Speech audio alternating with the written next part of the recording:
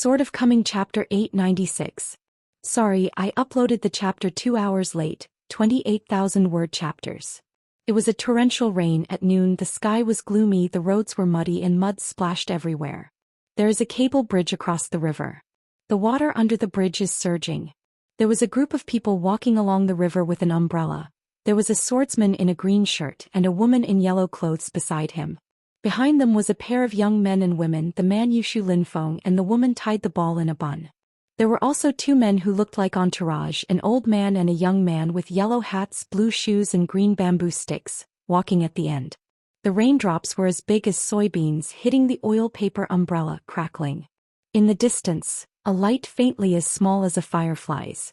Qin Pingon glanced at the cable bridge on the river, which was drifting in the wind, and asked, "Is this the Jilin River where the first Immortal picture came into existence?" Yi Yunyun nodded and said solemnly, "It's here." At dawn today, Yi Yunyun suddenly found Qin Pingon and asked him a favor. Since she and Jindingwen Du Hanling would definitely not be able to catch the thief and catch the stolen goods, she just wanted to see if she could follow the vines so that she could get along with him. Du Hanling, there is a plausible reason for going up the mountain and asking for boxing. The monarch on the Tonggishao mountain dare to be that momentary companion with himself? Yi Yunyun had to weigh it. A golden monk with a hidden head and tail, weighed by the caddy in his body, how many caddies it was in the end. As for whether Du Hanling is now Yuan Ying or has sneaked into Yupu, she only needs to ask her a fist and she will come to the bottom, and then we will know Du Guanz's golden-branched and jade-leaved immortal muscles and bones. After dismantling, in the end there are several double. Yi Yunyun has not lost her heart, and now she will definitely not go to study the so-called Fuwan soaring method of the wall map, which has been sealed up in Pushun's secret storehouse. Anyway, owing one favor is owing, and owing two is also owing. Yi Yunyun wants to pull Qin Pingon on, come to Chilinjiang to explore the truth and see if she can help her find some missing clues. The other party agreed to go down the mountain together. As expected to be Brother Embroidery Tiger, he is really thoughtful and he is also the owner of the mountain. The difference between the two sides is not a little bit. People are more popular than others and they are better at calculating people. Or these scholars are better at it. In that pavilion last night, the young mountain owner is just after a few glances at Xiantu.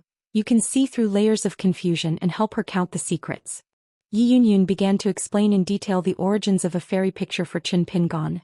The fairy picture went all the way, and the place where I really got my hands was a small fairy on the mountain called Shangdu, located in Yuanguo with our feet. This Xianyuan country is adjacent to each other.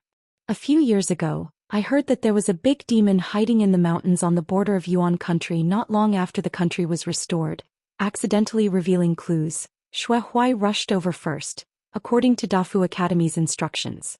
The espionage shows that the other party is inferred to be a ghost repair monster in the nascent soul realm.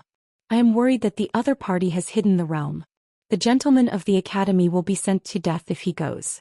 Xue Huai can't save anyone, so he went down the mountain alone, but it's a pity to stay there.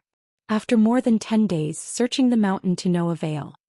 During the period I happened to pass by the Lashangdu that Pushun rented out in the early years. At that time there was a Shanzi Yeshio in the lower 5 realms. The old man and a young man were setting up a stall on the side of the road together. I just glanced at it casually. Even the worthless guys, among them are the exquisitely crafted golden chambers. They are fair in appearance, but they can barely be used for decoration, so they plan to give it to Yi Xuanji. Seeing that my eyes are stuck, the old monk began to sell and boast, saying this is an old object flowing out of Yuanguo Palace, or a clear confession from the Emperor's imperial study room. With a glance at the goods, the door opens and it is so close to the emperors of the Yuan dynasty, hundreds of years old. It is drenched in dragon spirit. The old monk raised his hands and offered 10 copper coins, probably because he was afraid that I would be too expensive. If he said that 8 coins, the price really couldn't be lower. Hearing this, Chao Qingqing was a little puzzled. A gold cabinet made by the imperial palace only sells for 10 cents? So she turned her head and looked at Pei Qian, who was on the side. Pei Qian laughed and explained, Bao Fuzhai has his own set of black words saying that it is $10, but in fact it is 10 snowflake money. If someone doesn't even understand this, that Bao Zhai can kill pigs as much as possible. Qin Pingon asked, in this golden chamber secreted by the Yuan State Palace, does it happen to contain that fairy picture? Yi Yunyun said, annoyed, this is the problem. In fact, the golden chamber was empty at the time, which made me mistakenly think that I had picked up a huge leak. When I used 8 snowflakes to buy the golden chamber, I lost it. Xiaoxia seemed to remember something and asked me if I knew how to calligraphy and painting. He still had a better-looking treasure on hand. It was definitely an orderly collection of Yuanguo's heritage. The old monk raised his hand and vowed to keep it if he had cheated.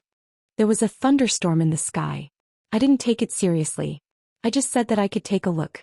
As a result, the dull boy next to the old monk, he went straight through a sack beside his feet, checked it, took out the fairy scroll and threw it in on the stall. Qin Pingon heard the words with a smile and said, "The young and old cooperating in singing double reeds are a qualified burden." Yi Yunyun didn't hear the ridicule and continued, "As soon as I started with the scroll, I knew it was good, because Dao Xen gave birth to ripples, and it was the monks who seized the opportunity of the Dao. A sign. I waited until I unfolded the picture scroll for a while and finally stabilized my mind. At that time, I mistakenly thought that it was not long after I had been in the Jade Realm.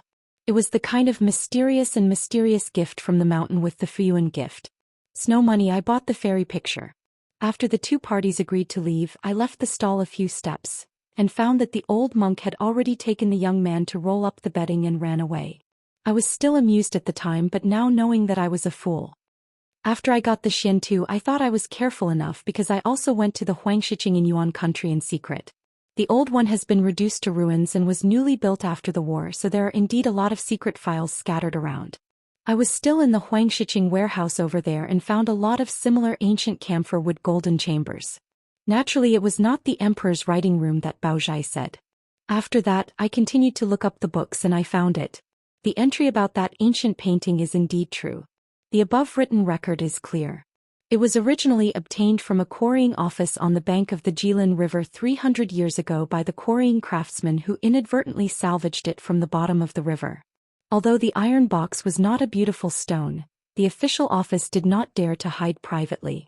The iron box picture scroll and the batch of beautiful stones mined in the river were all included in the Beijing tribute. And that generation of Yuan dynasty emperor, I had a mediocre impression of the picture scroll, and I quickly lost it to the Huang Shirqing collection after seeing it, and the tin box for painting that showed the water drawing on all 6 sides, according to the file records, was nowhere to be found. I was still not at ease in the end. I personally came to the Jilin River and explored the bottom of the river for 600 miles. I didn't let go of a few tributaries. I just wanted to see if there were any Xinfu ruins, but I couldn't find any abnormalities at the beginning. Because the words of the old monk Baozhai were verified to be false, Yi Yunyun took it even more seriously. Qin Pingon smiled and said, "Huangshiqing is very common with thieves, and they are all elegant thieves that are difficult to guard against." Looking at the turbulent Jilin River, Qin Pingon remembered the Longshu River in his hometown for no reason. Not long after he left his hometown, countless people moved after hearing the wind, almost every household, carrying baskets into the water to hunt for treasures just to find them. The serpentine stone that everyone would only consider as a child's plaything at home, but the people in the small town went too late and rarely gained anything. Probably this is considered the early bird has the worm? So last night at the Pushun Pavilion, Qin Pingon and Huang Yiyun said, "The news from the mountain is the money of the gods," with full sincerity. On the way before the imperial wind came Xue Huai, who was knowledgeable, and Qin Pingon had already mentioned this Jilin River. Since ancient times there has not been any water hebo sitting on the town, but the river is rich in beautiful stones, and the sound is as clear as a chime and the color is like jade. The color is different, the blue color is mostly and the red is the best. The stone pattern is like red carp scales. It is extremely famous. The large one can be used as a feng shui stone for the rich and the family. The small one can also be used as a study room by the literati. Therefore, in the history of Yuan state, quarrying bureaus were set up intermittently on the riverside, mining river rocks to fill the national treasury. And whenever the imperial court abolished the government's water sealing period, there would be athletes who were proficient in water, sneaking into the river bottom to quarry, and to a large extent the wealth of the green dress crossing came from this. But merchants were chasing profits, cheating and splicing. The methods are endless, and they will deliberately cut the mountain into a thin and leaky posture. This is called the doubling of the price of the stone belt hole, and gold is made from nothing. The price of sick plums and official plums that are deliberately cut into strange shapes is much higher than that of common wild plums. Over time, the local and some surrounding fairy masters in Yuanguo were tacitly aware. Anyway, it was also a fool to deceive those people from outsiders who had a lot of money. Pushun Yunkatang's children are talented and elegant, and there will be almost 1 or 2 desk confessions carved from beautiful stones. Of course they can't be fakes. In the central area of Tonggishao, the gatekeepers of Junwang have the highest rank, and they are often divided into 6 grades according to the rules, such as Gaoliang, Huaying, and A, B, C, and D. Tonggishao is the most closed island among the Haoran Jiuzhou. 1. There are too many landscaping places, rich in produce, 1 continent and many plains. All of them are the land of fish and rice, and there are countless places with abundant mountains and rivers. Otherwise, although there were not many sects in Tonggishao, there were no exceptions. They are all great immortals with profound heritage, but in the end they didn't even have a transcontinental ferry. The immortal family on the mountain and the imperial princes and princesses at the foot of the mountain can be described as rich and mountainous, the most arrogant. Pushun, which has a title deed to a box on the mountain, is an excellent example. It's just that the enclaves in Pushun are still well-founded. They are the ancestors of the past. They bought them with real immortal money or incense at a very low price. Qin Pingon suddenly asked, since it's said that it's hundreds of years old, it's common for rivers to change course in history and to say goodbye to the old and welcome the new. When Lord Yishan came to this Jilin River to visit the immortals, did you ask, have you passed the local people or carefully searched the historical geography of Yuan country, and looked through the local prefectures and counties? Yi Yunyun was dull and silent, her face full of embarrassment. I was in a hurry at the time, how could I get so much? In order to alleviate Huang Yun's embarrassing situation, Qin Pingon had to take the initiative to change the subject. On the top of the Huang Shiqing's secret file about the iron box, besides the 6-sided drawing of water, is there any more written record? Yi Yunyun immediately nodded and said, yes. In addition to the water map, the 6 sides are divided into the ancient seal, ups and downs, twists, turbid, squishy, deep, clear and shallow. Qin Pingon had to say something ambiguous. Master Yishan is still very careful. Yi Yunyun's smile was far-fetched. How did this kind words from the man next to him sound like cursing? It's just that Qin Pingon couldn't help asking more. 6-faced water map. Is there a copy of the new Huangshiqing archives in Yuanguo? It stands to reason that there will definitely be related rubbings on the Huangshiqing side, and there must be no steps from the warehouse. So Yi Shanju continued to be silent. How did I meet a teacher who checked his schoolwork with a schoolboy? Qin Pingon was a little helpless. Forget it, anyway it's a silly account after the autumn is settled. Anyway, this is the end of the matter and it is useless to say more. Pei Qian asked himself, at best he was able to think about finding rubbings more than Huang Yun because he wanted to put the baby in a nest. For example, the diversion of the tributaries of the rivers, Pei Qian would never think of it. Xue Huai was full of emotion in his heart. He really complied with the old saying that people should be thrown to death than people. Yunkatang still lacks a real pillar. Otherwise, it will only rely on the master to support the facade, and the master will have to make decisions in all aspects. It is inevitable that there will be some errors, Pushun. If there is such a careful young sword fairy sitting on the hill, it is estimated that he can really sit back and relax. Master Xue secretly glanced at his master, then glanced at the sword immortal in Qingshan with folded knives. Huh? Is there a chance for master so that he can shout with someone? Master? I just don't know whether Qin Jianxian has a Taoist companion on the mountain now. However, with Qin Pingan's realm, identity and appearance, there must be no shortage of confidants on the mountain. Otherwise he would not become a good friend with Jiang Shangzhen. Where did Qin Pingan know what Xue Fuzi was thinking, but he turned his head and smiled and chatted. Before I arrived at Pushun I read this Jiguai. In addition to the grievances between Donghai women and Qing Hongjun, there is also a dragon. How true or false is the content of the travel story of a real Hushan person in the book? Xue Huai shook his head and said, the true and false are unpredictable and there is no evidence to find out. It used to be based on some gossips to try to find the fairy ruins, but unfortunately I tried to find out the ruins and found nothing. It is rumored that thousands of years ago when a celestial master of Long Hushan went down to visit Tonggishao, he encountered the side branch of Dadu ancient dragon palace. There were dozens of wicked dragons on the land, causing wind and waves and boundless floods. This person did not testify at that time. The Huangzi noblemen of the Xianxia mansion fought with the dragons who had caused the disaster, divided and ruled them and killed most of them. Then they nailed a dragon to the cliff with a peach and wood sword, cut off the dragon's tail and made a green bamboo sword. The mountain range was used as a dragon rope, and a celestial edict was issued with it, instructing it not to leave the mountain half a step within 1,000 years. The other Jiao fled around, desperate, and was eventually driven into a local Taoist temple by the Celestial Master, and had to be turned into a knocker and promised that Celestial Master would protect the Taoist temple for 300 years. In the end, the Celestial Master personally digs an ancient well, casts an iron tree next to it, and suppresses the first evil dragon in it. Only then did the Heavenly Master go to Dadu Dragon Palace to question the old dragon who had no way of discipline and negligence in his duties. The old dragon cried out and had to intercede with the Lord Long, who was in charge of the entire East China Sea. It is said that this landscape lawsuit finally hit the Middle-earth Confucian Temple. Under the Howran Mountain there are many themes. The writing is full of grotesque, legendary public cases, smoked foxes, strange marriages, and you will be true. Qin Pingon smiled and said, if Master Shui has a chance in the future, he can go to the Daquan dynasty to try his luck. Start with the Imperial History Church or the Ministry of Rights, and see if he can borrow the files. Shui Huai nodded and said, just listen to Lord Qin. If there are any clues and I accidentally find out the main site of the Dadu Dragon Palace, I will definitely notify Lord Qin as soon as possible and enter the Dragon Palace to explore the treasures together. Afterwards, all the profits will be divided between Luopishan and Pushan. Yi Yunyun said in a huff, Shui Huai, what are you dreaming about? Today is different. Howran now has Sahajan again. Even if this kind of sight is lucky enough to see the sun again, it will naturally belong to the true dragon of Aquarius Island. If you dare to be greedy for the treasure of Molong Palace, you are not afraid of being landed ashore from the East China Sea.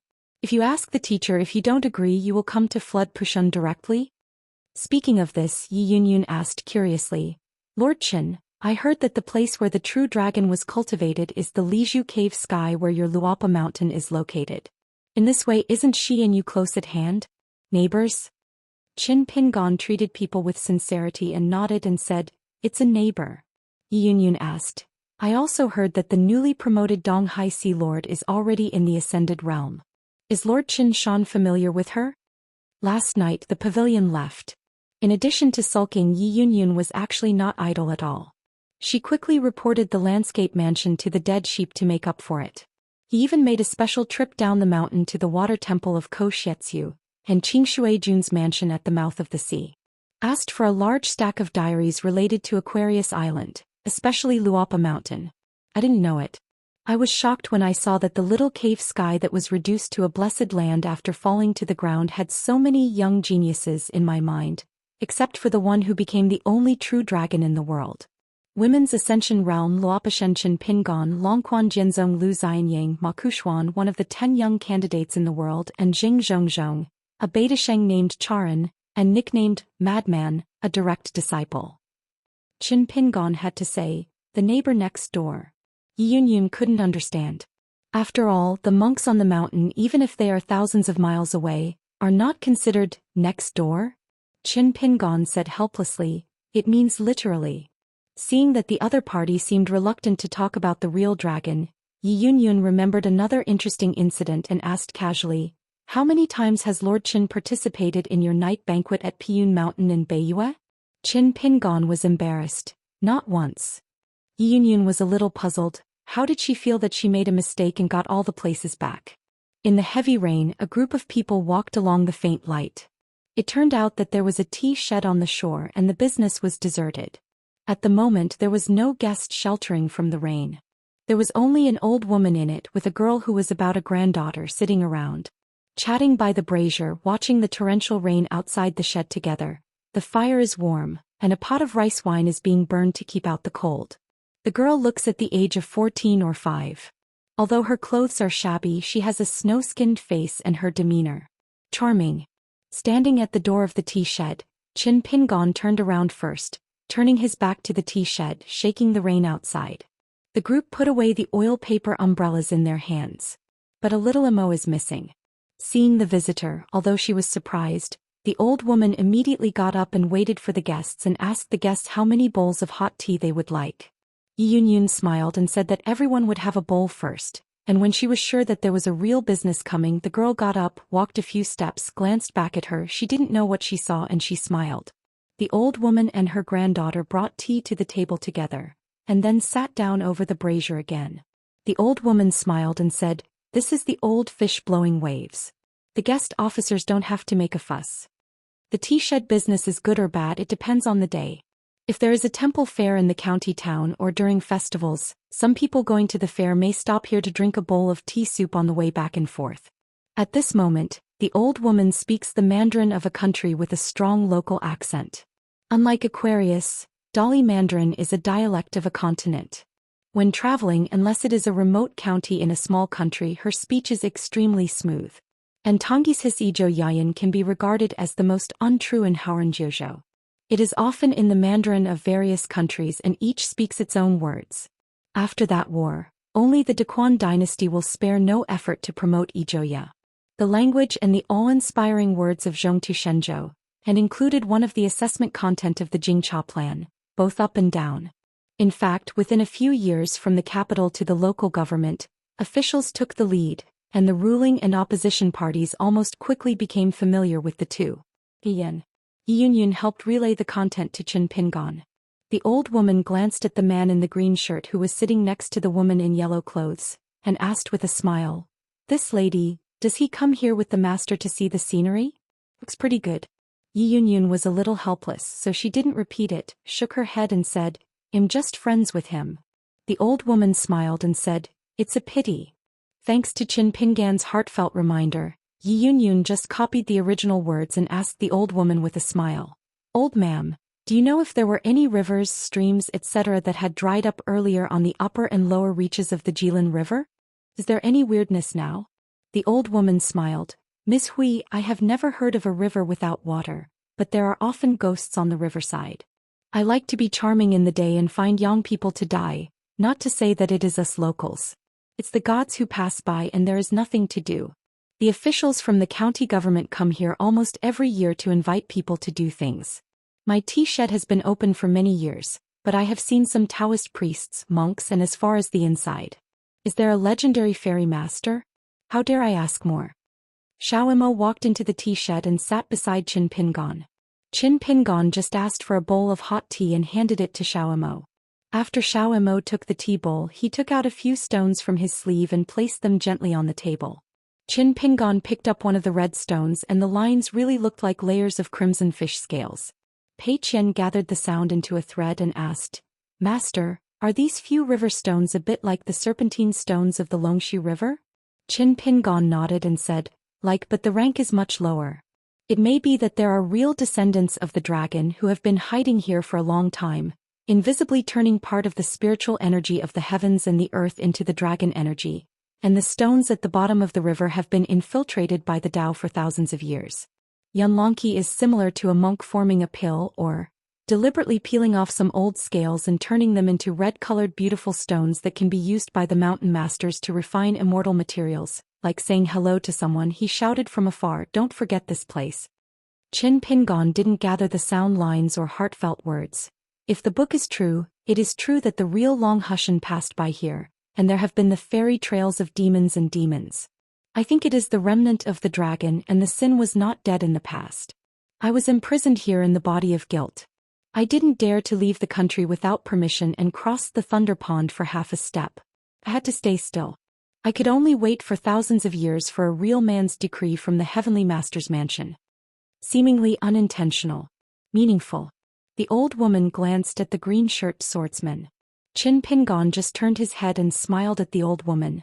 The old woman looked at Yi Yunyun, pointed to the pot of rice wine and asked, "Madam, do you want to drink? It can warm your stomach better than tea soup. Homegrown brews can also be sold in tea shops, but it's not cheap. 20 cents for a pot of wine." Yi Yunyun glanced at Qin Pingan. Qin Pingan received the reminder from Xiao Mo's heart, and nodded to Yi Yunyun, then grabbed the stone in his palm, got up and walked directly to the brazier and squatted, put the stone into the charcoal fire like a taro warmed up nearby, lowered his head. Rubbing his hands and smiling, The gods are not beautiful, the wind and rain are torrential. In the big waves there is no fear or worry. It turned out that Xiaomo just took a closer look, and by coincidence it turned out to be an engagement shop. The person who did it was not the old woman, but the girl next to this old woman. Just now the newcomer returned to her old career and showed his feet on Xiaomo's side. Otherwise it would really be dark again. The ancient engagement shop holds the world's marriage slips, checks the books to the month, and matches the ankle, wrist and heart of men and women according to different marriages. There was once a marriage department in the old heaven, where the mistresses of Mingyue were separated, and the number of engagement shops in the jurisdiction varied. 10,000 years later, when he returned to the world, Xiaomo didn't even mention seeing this kind of engagement shop with his own eyes. Even if he looked through the Shanshang Dibao and Xianxia Zashu, he didn't see this long-standing title. On the other hand, Yuelao said that he would lead the red line and check the marriage book, but it is countless. Marriage in the world is fixed and immutable. The old woman's avenues and feet are not rare, but just an old horn that hangs down. It is estimated that this engagement shop was built by the chance and identity of a half-baked. When Xiaomo met him on the earth in the past, he didn't bother to take a look. Generally speaking, the other party doesn't dare to look at himself, worrying about being mistaken for a questioning sword. Therefore, even those amphibious real dragons holding the heavenly rain-walking talisman would immediately give way when they saw themselves 10,000 years ago. Back then, Xiaomo liked to travel the world by himself, probably because of his bright attire, so he was easily identified. A Jianxiu who can chat with Bixiaodong master and can also make wine together, his temper and temperament naturally don't have to guess. Lifting his head, Qin Pingon looked at the young girl who had moved the bench and sat beside the old woman. He stood up, raised her foot and said with a smile, "Little girl, the marriage line can't be implicated indiscriminately, please put it away." The girl was dazed, charming and innocent. Qin Pingon put his fingers together, made an understatement and swiped lightly towards his feet, cutting off the invisible red line that drew him and Yi Yunyun's ankle on the spot. The girl suddenly narrowed a pair of almond eyes. According to Master, it is undoubtedly a sword fairy on the mountain. Without using the magic weapon or the flying sword of his life, he instantly cut off the line of marriage he set, and it was as easy as cutting tofu with a knife, so it must be a fairyland cultivation base. The old woman stared at the green-shirted swordsman. She sighed, patted the girl's head and signaled that she would not be afraid. The old woman might know that today is destined to be bad. She lowered her head and smiled, and she found out from her sleeve a purple lens with a subtle curvature, then twisted the corners of the clothes, gently wiped. The material is similar to colored glaze but not colored glaze, and the precision of the stonework is by no means able to sharpen the craftsman of Yamashita. The old woman raised her head, restored her original voice and said hoarsely, "I never thought that I could be fortunate enough to meet such a young land sword fairy in a place so far away from ancient Shu." Qin Ping placed it on deaf ears, but he just kept his sleeves in his hands, glanced at the objects in the hands of the old woman and learned a lot. The Dragon Palace grows jade ji, cultivates purple glass. The texture is clear and clear, almost the secret of the Liuli Pavilion of the Baidi city of later generations. And in the Middle-earth Shenzhou, this thing still has a magical effect. It is most suitable to be used to make a kind of auxiliary telescope artifacts, some old and dim Shanxiaogongqing, or young officials who hurt their eyesight noble. With this, you can restore your eyesight as you were when you were young. In addition, the Qin Tianjian of the Middle-earth countries also has a secret item made by the Lu family of the Yin and Yang family. It is rumored that the mortal son of the naked eye can also see the stars from a distance as the present thing. Looking at the stars in the sky, the context is clear, as easy as a man looking at the mountains and rivers of the world. Qin Pingon squatted down again, warming his hands, and asked with a smile, "The iron box at the bottom of the river that draws the water map is an old artifact from somewhere in the Dragon Palace. The old mother's treasured collection? 300 years ago, who was it again? From the Yuan State Palace?" The old woman looked at the gentle-looking sword fairy in Qingshan and smiled. As long as the sword fairy can help to take a talisman, the old man must know everything to say today. Otherwise, the old woman shook her head. Otherwise, even if the sun is a sword fairy on the mountain, he really dare not kill me. Qin Pingon nodded and said, "A real man from the Heavenly Master's mansion's handwritten talisman is indeed not only a lei qi prohibition, but it can also be used as a life-saving talisman." The old woman glanced at the Pushen Huang Yiyun, and then withdrew her gaze, looking at the man in the green shirt who was in front of him with a mouthful of Tongyi's his mellow and elegant words, and sincerely admired. The Sun Wei is really with unique insight. Like a few treasures. 3,000 years ago, the battle of slashing the dragon killed the descendants of the world's flood dragons and thousands of aquatic races. They stagnated in the nascent soul realm. There is no ichthyosaur change in the world. Now that the ban on mountains and rivers is lifted, if the world's aquatic people are amnesty, they will gather at the Dragon Gate on the side of Baidi City. It's a pity that there is no real person from the Heavenly Master's mansion on Longhu Mountain to expose the forbidden talisman with the mighty heavenly power for her. It seems to have forgotten about it completely. Yi Yunyun took a sip of the tea soup feeling dull. The heavy rain stopped outside the tea shed. Walked into a purple-clothed Daoist. The veteran Daoist is now the true guardian of Lianghua. Long Hushan is surnamed the Great Heavenly Master Liang Shuang. The old woman looked at the old real person with a strong purple zodiac and she was familiar with it. Although she was not the young celestial master of Long Hushan back then, she was finally waited by herself for a real person from the Heavenly Master's mansion. She looked sluggish for a moment. Suddenly his voice was sharp, his hands were like hooks, his fingers pressed against his dry cheeks, like a smile but not a smile, like crying but not crying, like crazy, almost begging, and said in a trembled voice, "I implore the Heavenly Master to take away the talisman, beg for the truth. Wai Qian, I know I was wrong." After the old man held his hands, he ignored the sad old woman, just smiled and said, "In this world, learning to do good deeds is not so simple. If you still want to start and end well, it will be even more difficult." Liang Shuang came to the brazier, gently pressed Qin Pingan's shoulder, who wanted to get up, and squatted together. The old man picked up the pot of hot rice wine, drank it, twisted a piece of red charcoal with his fingers, and wiped the corners of his mouth. Then tossed the empty hip flask back and throw it into the Jilin River. The old true man still said to himself, "Just like the little friend Qin who hits me right next to me, is it not young and frivolous, easy to know the height of the sky? So I have done things of volition and sacrifice, and I have done it several times at a young age, luckily. Not dying in the eyes of outsiders, it is natural that good luck is the end of the matter, but what is the taste here? It is not enough for outsiders to know what it is like." Qin Pingan took out 2 pots of glutinous rice, fermented rice, and put them in the charcoal fire. The old man waited for the wine to get warmer and asked casually, "Xiao Yuqin, since I like to read miscellaneous books so much, are there some favorite legends? Let me just guess if there is one Qi, if so. Well, but the one by Wen Feiqing? A real person counts as a person, it's a must." Qin Pingan smiled knowingly and nodded. Among the 3 favorite legends of the younger generation, there is indeed the Dou-yi. In fact, a pseudonym was used in the past. Among the alternate names in a large basket, Dou-yi, who is rare in this name, actually went hand in hand with Chaomo. Now he intends to travel with Lu Jinglong to the Divine Continent in the future, so he will use this pseudonym.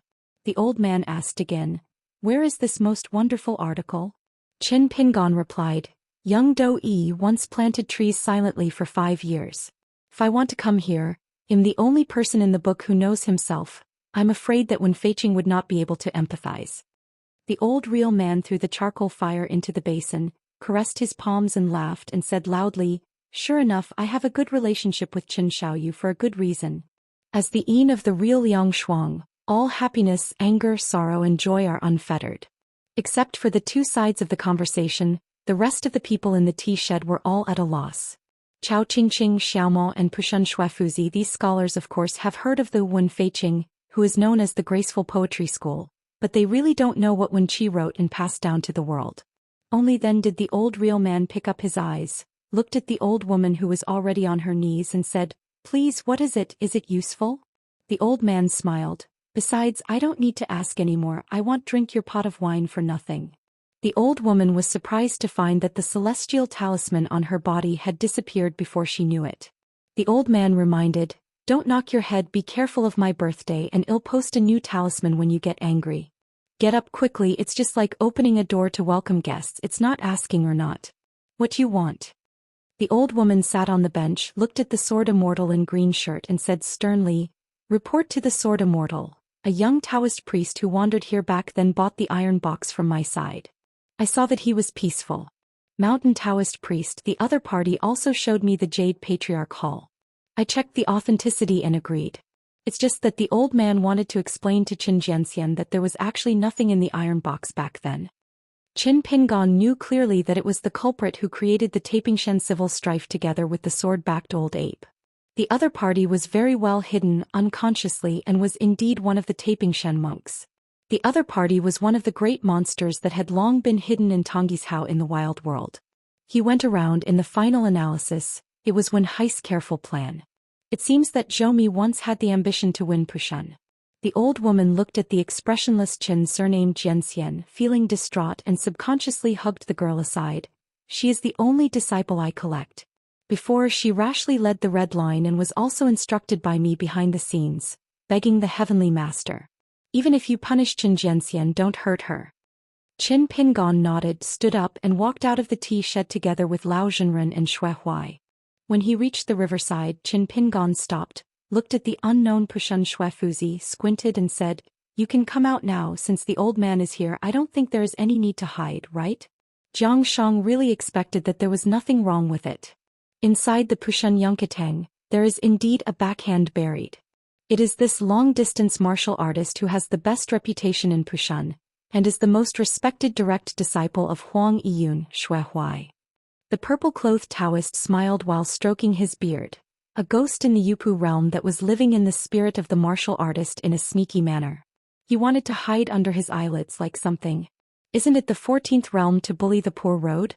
In a short while the Jade Profound Realm monster race ghost was not given a chance at all. The old real man had already searched the mountain back and forth, twisting a mustard seed-sized soul between his fingers. Xue Huai only felt his head split and the pain was like a knife, so he raised his hands and Qin Pingon immediately stretched it out. Grabbing Xue Fuzi's arm with his hand, he helped stabilize the opponent's pure innocence so that it would not overwhelm the human world, which would damage the body like a flood. After a while, Xue Huai sweated and smiled bitterly. "Lord Qin Shan, did I write the Tao earlier?" Qin Pingon smiled and said, "It's because the other party is involuntarily calculating, let alone a ghost in the upper 5 realms who is proficient in ecstasy. In fact, Master Xue doesn't need to blame himself too much. In fact, it was Qin Pingan's blindness, not all guessing. People who are dark under the lights are often the closest to the lights. Qin Pingan is familiar with this kind of thing anyway. Then there are only a handful of candidates who can replace Huang Yiyun in Pushan. In addition to Xue Huai, who is not high in seniority but extremely prestigious, there is actually Pushan Zhang Lv Tan Rong, and the Ancestors' Hall in charge of the money, Yi Yunyun's elder brother. Therefore, at the gate of the mountain, Qin Pingan deliberately chatted with Jinshi, in order to be able to take the opportunity to chat with the old Yuanying, so that Xiao Mo could observe more in secret. There must be some people who are smarter than the bad guys so that more good people can be rewarded, so that more good people can do good deeds, and they can be completely reckless. Xue Huai stopped talking and finally nodded and clasped his fists silently. Qin Pingon had to clasp his fists in return. The old man smiled and said, "Master Xue, you go back to the tea shed first. I will have a few more words with Xiao Yuchen." Xue Huai still didn't say anything. It was just that he saluted the Taoist in purple, who was definitely not just a real person from Liangguo Huoguo, to thank him, straightened up, turned and walked away. After Xue Huai returned to the tea shed, Lao Zhenren and Qin Pingan took a stroll along the riverbank after the rain. Today there are halfways between humans and ghosts. Oh, slashing demons and eliminating demons, real demons, slaying and surrendering the real gods, come here at your fingertips, but relying on the realm of Taoism such as the vigorous physical strength of the common folks. Sure, the eyes of the sky are opened and you can know it at a glance. It is a pity that there are endless human hearts and ghosts, and the endless fly camp and go-go. The old real man sighed and said nothing. Difficult and difficult as the sky, easy as a palm. Qin Pingon smiled and said, "Even if the manpower is destined to be exhausted, we must do our best first and then listen to the destiny. It is nothing more than being able to accomplish what is in front of you is one thing, and being able to contribute a point is a point." The old man nodded, yes. The old Jinren was ready to return to the Taoist temple of Liangguo, and smiled before leaving, "Encourage each other. It means that the old man himself will stay here for many years for the matter of mending the old mountains and rivers of Tonggishao, and there will be many opportunities for the two sides to deal with each other in the future." Qin Pingon said solemnly, "To encourage each other. The old man finally laughed and said, "Besides the previous mountain shrine, in order to test your boy's Taoism, you have to talk nonsense. Even if the boy has heard it, don't have a grudge." The young man categorically said, "Real people don't worry, the younger generations don't hold any grudges." After returning to the tea shed, Qin Pingon found that the 2 pots of glutinous rice wine from his hometown were warm and proper, but the old man left without drinking it and picked it up. Everyone shared the drink, and the old woman and the young girl were no exception. The smiling old woman said that she was too happy to be overjoyed. She had been sitting next to the brazier and was wiping tears from her eyes. When she saw Qin Pingon, she drank the bowl of glutinous rice wine and even shouted at her. The sides stared wide-eyed, holding the wine bowl but not drinking, just looking at the sword fairy in Xianxia, very curious. It seems that the scenery in her eyes is better than wine. Yi Yunyun was also much more relaxed, although she still couldn't get any conclusive evidence from Chilinjiang, so that she could ask Du Hanliang for a fight. However, the disciple Xue Huai lacked the weird scourge that was likely to have caused the turmoil in Pushan, and Yi Yunyun, who had always been deserted, had a somewhat smiley face. When Qin Pingon got up to leave, the old woman hurriedly got up, gave a blessing and said with gratitude, "Qin Jianxian, this time I got out of trouble and I will be free again. There is no way for my old body to repay. I don't want to thank you." Qin Pingon thought for a while. "Since you said that you don't want to thank you, what else can I say?" Originally, he wanted to ask the old woman about those Jiangzhong American stones that Xiaoma described as a considerable quantity. Can both parties make a fair price on the mountain? Taking a step back anyway, compared to the girl who was the treasurer of the engagement shop, learning the words that misunderstood her children in the book, she suddenly came up with the phrase, "The son is great, the little girl promises by his body, is much better." When the young girl was about to turn around and leave, the young girl blinked suddenly. Qin Pingon turned around with lightning speed, and the girl, who twisted her wrist lightly, stared fiercely and warned with a heartfelt voice, "This girl, please don't take revenge." With an innocent look on her face, the young girl hiccuped her mouth and smiled. After Qin Pingon left the tea shed, he did not go to Pushan again but made a temporary conscience. He did not return to Xiandu Mountain. He took a little detour and took a trip to the water boundary called Xinhe because of his family. The wind and kite ferry crosses the mountains and rivers of 3 continents. On this continent of Tongya, from north to south, there are Qingjingshan Qinghu Palace, On Xiandu Mountain, Lingbai Mountain, Yayandu, Dequan Dynasty Tayedu, a long river with many tributaries. And then Yuguazong and the southernmost Kishandu. In addition to Aquarius Island and Baijulu Island, there are 5 ferry stops each, making a total of 17 Xianxia ferry ports. A group of people hovered in the white clouds in the wind. Qin Pingon looked at the big river at his feet, near the water source, and there was already a prototype of the Xianxia ferry on the ground. Of course it belonged to another family. This great river of thousands of miles connected with the West China Sea has long had many forces, and they all coincided with each other. This place is very likely to become a cornucopia of feng shui treasures, because of the vast area nearby, not to mention the sect or the alternate sect even shouting. There are no Yuan-Ing realms that can be named, only a few are busy making sacrifices to the Golden Core and Earth Immortals, who are national teachers or pioneers. Therefore there are 5 or 6 immortal forces that are quite far away from their own hills, or with those nearby Xianxia dynasties and vassals that have just been restored or newly established. The incense-loving Xianxia sects formed alliances with each other, and began to build their own ferry crossings on both sides of the strait one after another, and then invited monks who were proficient in water law to come out to help, or use their own magical powers or arrange formations, gather the long river water transport, condense and stay together. Other forces are vying for the aura of heaven and earth. It's a simple truth. If you eat the same bowl of rice on a table, whoever eats more will eat less and whoever eats will be hungry. Qin Pingon continued to drive along the big river to the middle of the river and soon reached the destination of the trip. According to Cui Dongshan, the various forces fought over and over and fought a few fights, and finally the 2 places in Dahiwanwai plus the middle section, there were only 3 hills, which is considered a firm foothold. The other forces have all continued, or give up actively or passively. As a result, a riverside ferry that was abandoned halfway, can be removed and taken away, has been relocated, but there is still a rudimentary shell of the ferry, but the foundation of the ferry has been laid. Don't underestimate these geotechnical matters. Just ramming the earth will consume a lot of manpower and material resources. Just say that the mountain roots shake when the ferry landed and docked. If the ferry is not strong enough, there will be a big pit that is very involved on the spot.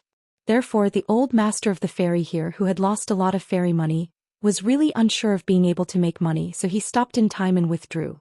The construction of a ferry on the mountain is just a job to fill a huge lake with gold and silver mountains. The risk is huge and can be regarded as a gamble. In addition to making great efforts to build landscape formations, building docks everywhere and then gathering ore of landscapes, it is a huge expense.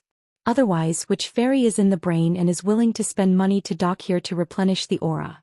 And once the ferry is completed in the end, there were not a few ferry boats to patronize, and it would even make ends meet. Not to mention the immortal money, it would even cause the division to hang on a tree. A tasteless magic weapon can also be sold at a low price. But who would be stupid to take over this kind of unmoving mountain ferry? Moreover, the emergence of any brand new ferry is a battle for people and money for the neighboring Xianxia ferry, which is tantamount to a dispute over a great road. Because the number of ferry boats has increased or decreased in general, the new ferry port has to take a share of the same bowl. Qin Pingon looked at the big river under his feet. After Nujiadu and Yayandu, this is the third Xianjidu crossing in the mountain. In the eyes of outsiders, the brand new and unusual remains of the ferry crossing here have been picked up for nothing by an unknown ferry master of a shameless sect. A young man in white clothes set up a stall over there not long ago to greet the heroes from all walks of life. A table with 3 bowls of wine, threatening to the outside world, 3 punches, 3 attacking techniques. Sword fairy, he could only pass with 2 swords. Where can the 3 swords be held? Anyway, I don't want money, so I'll die. Killed me with 3 strokes and 2 swords and reported dozens of times. If I haven't gotten up yet, this ferry is yours. Therefore, at the ferry that was only 1,000 miles away, a martial arts master with a golden figure was hired to give a punch here. The handsome boy with a mole on his eyebrows shocked all the monks who watched the battle. It's not that a teenager pretends to be a pig and eats a tiger and how to use it to reach the sky, but after being asked about a punch, he flies upside down 10 tens of feet after only a punch, rolls all over the floor and then falls to the ground for a long time, still shaking. Wei raised an arm, which probably means to slowly, let me slowly, I can stand up immediately, I can definitely. After the golden-framed martial artist handed his fist, he stood there for a long time and didn't immediately make a move. Of course he asked the fist to be true. After all, he took a deposit from the immortal master fairy, but he didn't really want to kill him. What? Nowadays, Dafu Academy has strict rules. As long as there is a dispute under the mountain and the death of a genealogical teacher, he needs to report to the academy immediately. He is the most annoying to study in his life as a child, so naturally he does not want to go to Dafu Academy to make up a sum of study. When the young man stood up swayingly and patted his chest, he said something again. The result was a spurt of blood, and he almost lay on the ground to continue to rest. Therefore, the second punch of the Takeo had to be slightly retracted, and it still made the young man in white circling in the air, and then fell heavily to the ground. Takeo was puzzled on the spot, not to mention how lightly his punch was, but no matter what, there was definitely no spinning punch.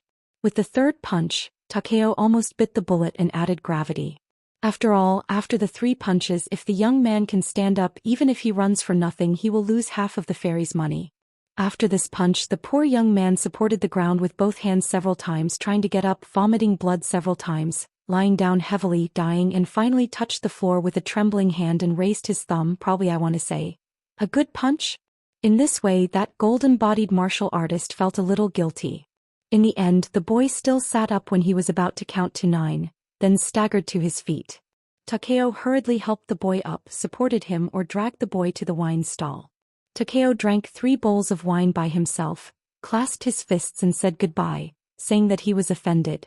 As for the remaining half of the immortal money that can only be earned in the bag by winning the punch, this golden martial artist doesn't think much about it. He loves how to do it. Anyway, I can't get rid of that ruthless hand. That day, the force that was building a ferry at the source of the Rin River immediately invited an old monk who was a bottleneck in the Golden Core realm. 2 natal creatures combined with the attacking technique were extremely powerful. After 3 consecutive spells, almost instantly, the young man in white lay in the big pit, ragged, foaming at his mouth and convulsing. As a result, before the 10 counts were reported, he got up with difficulty like a drunkard and walked to the side of the wine table. Old Jindan was unable to do so, but he snorted coldly and left without drinking. In less than an hour, at the ferry at the mouth of the big river, a golden core sword was dispatched to repair the horse, and the sword arrived. As a result, the fight became even more inexplicable. The meat bun hit the dog. Somehow, the golden core swordsman seemed to have just chatted with the young man in his heart, and he turned his face and refused to recognize people. Sword repaired a few words. After a large deposit, he didn't make a mistake, but he sacrificed his life-flying sword toward the big river, and 3 swords cut through the air and finished the work. That's all. The golden core swordsman of the Dog Day, instead of the white-clothed young man, guarded the stall and threatened to change the rules, asked the fist and the sword and learned the Taoism all as usual, but he would give it back 3 times. In this way, who would dare to touch the bad? This Jindan Jianxiu is 100 years older, just 3 years old, and his name is Tao Ran. It was the native sword repairman of Tongyi's Hao, but it was always Xianxia repair. Now I was fishing by the river, occasionally catching an old turtle and stewing it in such a pot. I brought 7 or 8 kinds of condiments when I came, and I never treated myself badly. Qin Ping and fell on the river early and walked towards the simple stall. The sword repairman in the distance was dragging a fishing net to the stall on the shore, and several fish were jumping alive in the net. I just don't know how the sword fairy's craftsmanship is. The reason why Qin Pingon came here is actually another secret thing. That is, some people will establish a country near the ferry instead of rejuvenating the country, but to be precise, it can be regarded as a kind of rejuvenation by reluctance. Qingping Sword Sect in Xiandu Mountain, the next ancestor master's family genealogy monk, Yuaning Realm Sword Repair Xiaopoxian will help the maid Menglong around him, give her the surname Dugu, renamed Dugu Menglong, and he himself will continue hiding behind the scenes, accurately let the surname of Dugu from the old Zhuing dynasty, who was destined to be hopeless in the restoration of the country, refounded in Tongyi's Hao and rebuilt the Taimiao, which can be regarded as a continuation of the Guozhua, but also properly separated from the old country of Aquarius. Relationship. Of course, Xiaopoxian got the instruction and support of Cui Dongshan for all this. With the character of Jun Jinqing of Zhongyue Mountain, he would definitely be on the top of his mountain. I would pay homage to the south again. The golden pill sword Immortal came to the stall, threw the fishing net on the ground, pointed to the 3 bowls of wine on the table, and the group of people walking by the shore with an awkward voice, reminded the other party aloud, I am now in Xiandu Mountain, the unnamed Kuqing for now. Jian Xiu Tao Ran started with the registration number, then stretched out his finger, pointed at the 3 wine bowls on the table and said, as soon as the notice is heard, the rules have changed now, each of which will make 3 moves. As for the location of Xiandu Mountain, this Jindan Jianxiu, who is an anonymous guest, is actually not clear at the moment. He only knows that in the north, it is the white-clothed boy whose surname is Cui who is in charge of the house for the time being. The reason for turning to war: once I was injured in that battle in the early years. Jian Xin was almost broken, Dao Xin was even more sparse. In fact, it was a paper gold pill that I couldn't use. If you don't want to be an errand in a public door, you will never go in this life. I can't stand those people who have a different face before and after another. Otherwise, no matter how bad, Tao Ran is still in the Golden Core realm or Jianxiu. How can he not show his face, earning this shameful immortal money, doing this kind of errands to use people's money to eliminate disasters? It's just that when I got here, I really couldn't beat the opponent, and the strength was very different. The guy who looked like a teenager turned out to be in the nascent soul realm. Then the other party promises that one day he will officially serve as the guest of Xiandu Mountain, and he will get a treasure from the mountain that can be used to repair the sword's heart and warm the soul, a magic treasure rank. It's just that he didn't take this kind of beautiful words seriously, and Yamazawa Yishio was a little good, but he knew how to recognize counsel. It's just that there is another addition which really moved his heart. It has nothing to do with money. The surname Cui said he knew a few sword repairmen from the Great Wall of Sword Qi, and he could help introduce 1 or 2 in the future. Tao Ran was dubious. Of course he doubted more. Because if I remember correctly, Tong Yezhou had gone to Jianqi Great Wall to practice sword repair, and it seemed that there was only one sword repair named Master Wang. Like himself, he was born in the nasty Shanzhuaxiu, and his opponent is the Great Wall of Jianqi in the Golden Core realm. Although it was a golden pill when he left and a golden pill when he returned, Tao Ran was willing to admire him sincerely because he dared to go to the Great Wall of Jianqi alone and was willing to be on the battlefield. However, this guy had a brain cramp and he went to Tonggizong to serve as the Ancestors' Hall. He changed from a mountain hero to a mountain dog, and it was just a mistake. Tao Ran's current situation was also a self-seeking fate. He killed a little monster of the Golden Core realm, but the opponent was too big, but was soon seriously injured by an old beast servant, and he flew with his life. The sword was wounded at that time, and it was terrible to watch. When stitched up, it would definitely be a bottomless pit that would cost a lot of money. In fact, there was a lot of gunpowder back then, so where wasn't the battlefield with great disparity in strength the one-sided massacre? Countless capitals, companion capitals, prefectures and counties were swept by the monster army. This sword repairer who was born in Xianxia resisted it. It was my business. In the end, it was just because of a small matter, maybe I was cramped in my mind, anyway I finally couldn't hold it back. No way, it's a bit painful, I always don't have a long memory after eating it again and again. I've been like this bird in my life and I can't change it. Never thought in the end only Xianxia, who originally disgusted him most, was considered a man. Do you need a reason to scold Xianxia? No need. Besides, he really had several reasons. For example, the two mountain fairies he admired in his early years were both arched by the same pig. As the patriarch of the Jiang family in the blessed land of the Cloud Cave, Tao Ran cursed so happily, that is, his level is low and he can't beat the opponent, otherwise he would have to curse in person. But as the old master of Yu Guizhong, Tao Ran really couldn't criticize what Xianxia did. So the master Cui, before leaving the ferry, blew a cowhide bigger than the sky with himself. It is said that as long as you become a registered guest of Xindu Mountain in your own family, you will even scold that Jiang in person in the future. The surname is G for the coffin, and the coffin the hanging alpha. So Tao Ran is alone now, helping people to guard the family business. In this way he is only slightly better than Master Wang, and he is a watchdog, but since Xindu Mountain has no reputation, how can he be better than that? Tong Yizong is fine. As for when the construction will officially start and the construction of this ferry will continue, Master Zhou Xian said that it will wait until next year, and vowed that a bunch of want to grab business and make trouble with themselves. Waiting, I merged it back. The boy in white shook his snow-white sleeves, waved his big hand and drew a big circle. When it comes to this, it will be a scene of two ferry crossings in one country. Habits are good, he's a ferry owner with a mouthful of mouthfuls. Fortunately, that nascent soul stage cultivation base is true. Qin Pingon laughed with a heartfelt voice. We are all from Xindu Mountain. Tao Ran was stunned, or half of his family. Hearing that the other party was from Xindu Mountain, Tao Ran was a little curious. This was the first Xindu Mountain clan Tao Ran had ever seen outside of Master Cui. How come you don't look like a cultivator but a pure swordsman? But it seemed that it was much more serious and normal than that. Xianxia. Could it be Cui Lao Yuanying's disciple and grandson? After all, the monks on the mountain tend to look at the younger the higher the realm and the older they are. The other party introduced himself with a smile. My last name is Chen, my name is Pinyin, and I am Mr. Cui Dongshan. Good guy, another one who doesn't speak well. Isn't the family not entering the house? An old fairy in the nascent soul realm? Anyway, change to a more decent title such as Master? Preachers? Why don't you just say that you are the Qin Pingon from Aquarius? Lao Tzu really wanted to hold down the heads of these proud sons and young sword immortals in the upper 5 realms, and ask them where the real realm came from.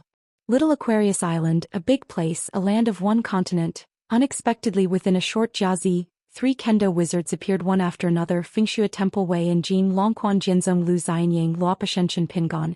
It seems they are all in the Yupu realm in their 40s. Damn, when I was 2 years old, these young sword fairies were still playing in the mud in open crotch pants. The green shirt is in front of him with double knives on one side of his waist. Either a pure martial artist. Either these 2 narrow knives are magic knives cast by the mountain immortal master.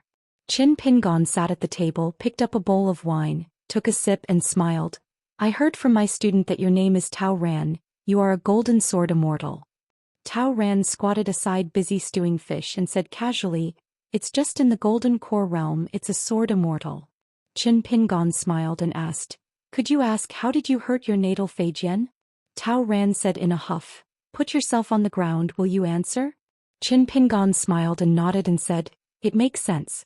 In the future we will look for opportunities to drink a few more drinks and we will talk later.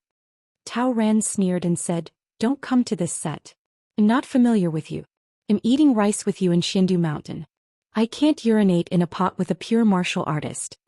Qin Pingon smiled and turned his head to look at the big river. According to the Master Zu's interpretation and explanation of characters, Lao Huai made a fire, condensing fat into smelt. Tao Ran saw that the guy seemed to be waiting for a free meal of stewed fish. Jian Xiu's expression became more unhappy, frowned and said dully, "It's okay to drink, don't think about eating." Qin Pingon smiled and said, "Tao Jianxian doesn't seem to have been born in a casual cultivator at all." Tao Ran turned his head and said, "Can you shut up?" Qin Pingon raised the wine bowl in his hand, of course. Xiao Imo asked with a smile, "Tao Jianxian, would you like me to help?" Tao Ran said impatiently, "Climb away." Xiao Imo smiled and nodded, and his son also lifted the wine bowl in his hand. "All right."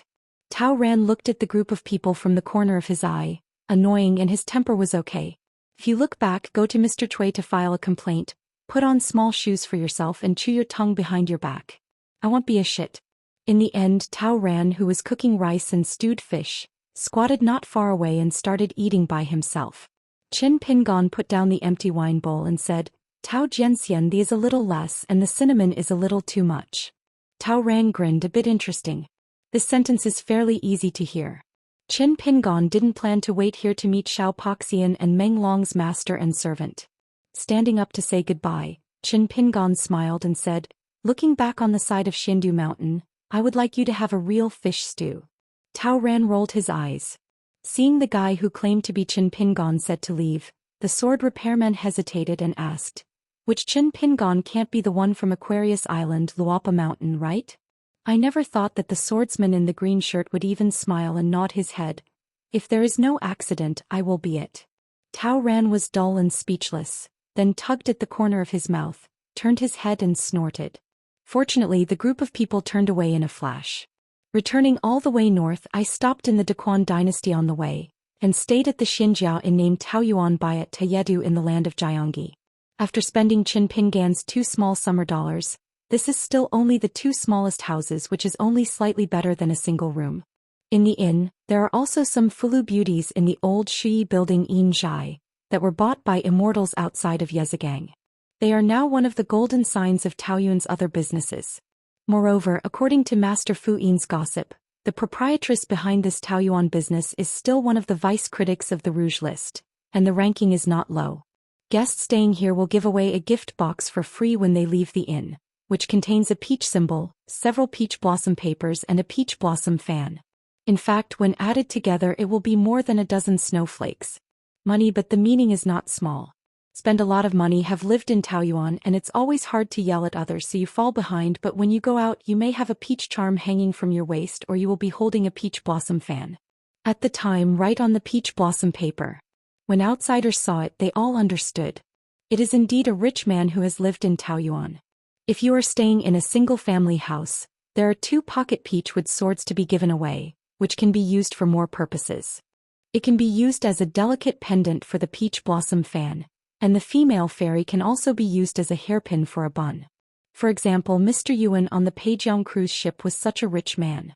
In Beipingzu you must have drunk fermented from Chongchun Palace, and Tonggi's Hao must have lived in Taoyuan. This is the real business. The reason for being so lavish is that Qin Pingon asked Cui Dongshan to help make an appointment with someone who would meet here in secret. The chief of Jindingwan worships the reed eagle. Lu Ying mistakenly thought him as a savage co-owner. This veteran infant who has mastered a kind of tasteless, ancient divine Taoist art, is also an individual talent. It can be compared with the fairy Yunya in the Jiuzhen Immortal Hall. One who firmly believes that everyone is drunk and I wake up alone, and regards him as the lord of Baidi City. One was determined, thinking that Qin Pingon was the incarnation of the wild world. They are all mountain wizards who are difficult to find with lanterns. In Qin Pingan's mind, they are only slightly inferior to Xingyang Mountain's conscientious and conscientious genius brother. Qin Pingon looked at the freshly released Zhongtu Di newspaper and sighed. Does the Shanhaizong of the Middle-earth divine continent have any hatred with him? It is worthy of Taoyuan's other career, and the news is more well-informed than the average sect candidate Hilltop. That's right, the native monks of Tonggi's Hao, how can they have the spare money and idle time, go to collect the divine reports of the divine continent of the earth, at most understand the movement of the mountains in Aquarius and Beiju Luzhou. What's more, everyone knows what Tonggi's His wind is now. Why bother to blame yourself and spend money to buy it? I turned to look at several Xianxia mansion newspapers on local hills. The most extensive one is the Washington Rouge list in Yunkus Blessed Land with 2 comments on it. First, the deputy, the commentary women, there are Daquan Empress Yao Jingji, Beilongdong Cave Master Su Qingzhu, and the daughter of the Wan Yao sect master of Sanshan Fudi Han Jiangshu. On the vice comment there is Xianxia Linghu Banana Fish, a female crown at Jindingguan, the princess of the Yu dynasty and a female heroine from the rivers and lakes. Regrettably, the women who have not been selected for the positive review have nothing to do with themselves, but the men who admire them will definitely have to spend their money, and they must also compete for the top rankings for their favorite women in the sub-evaluation.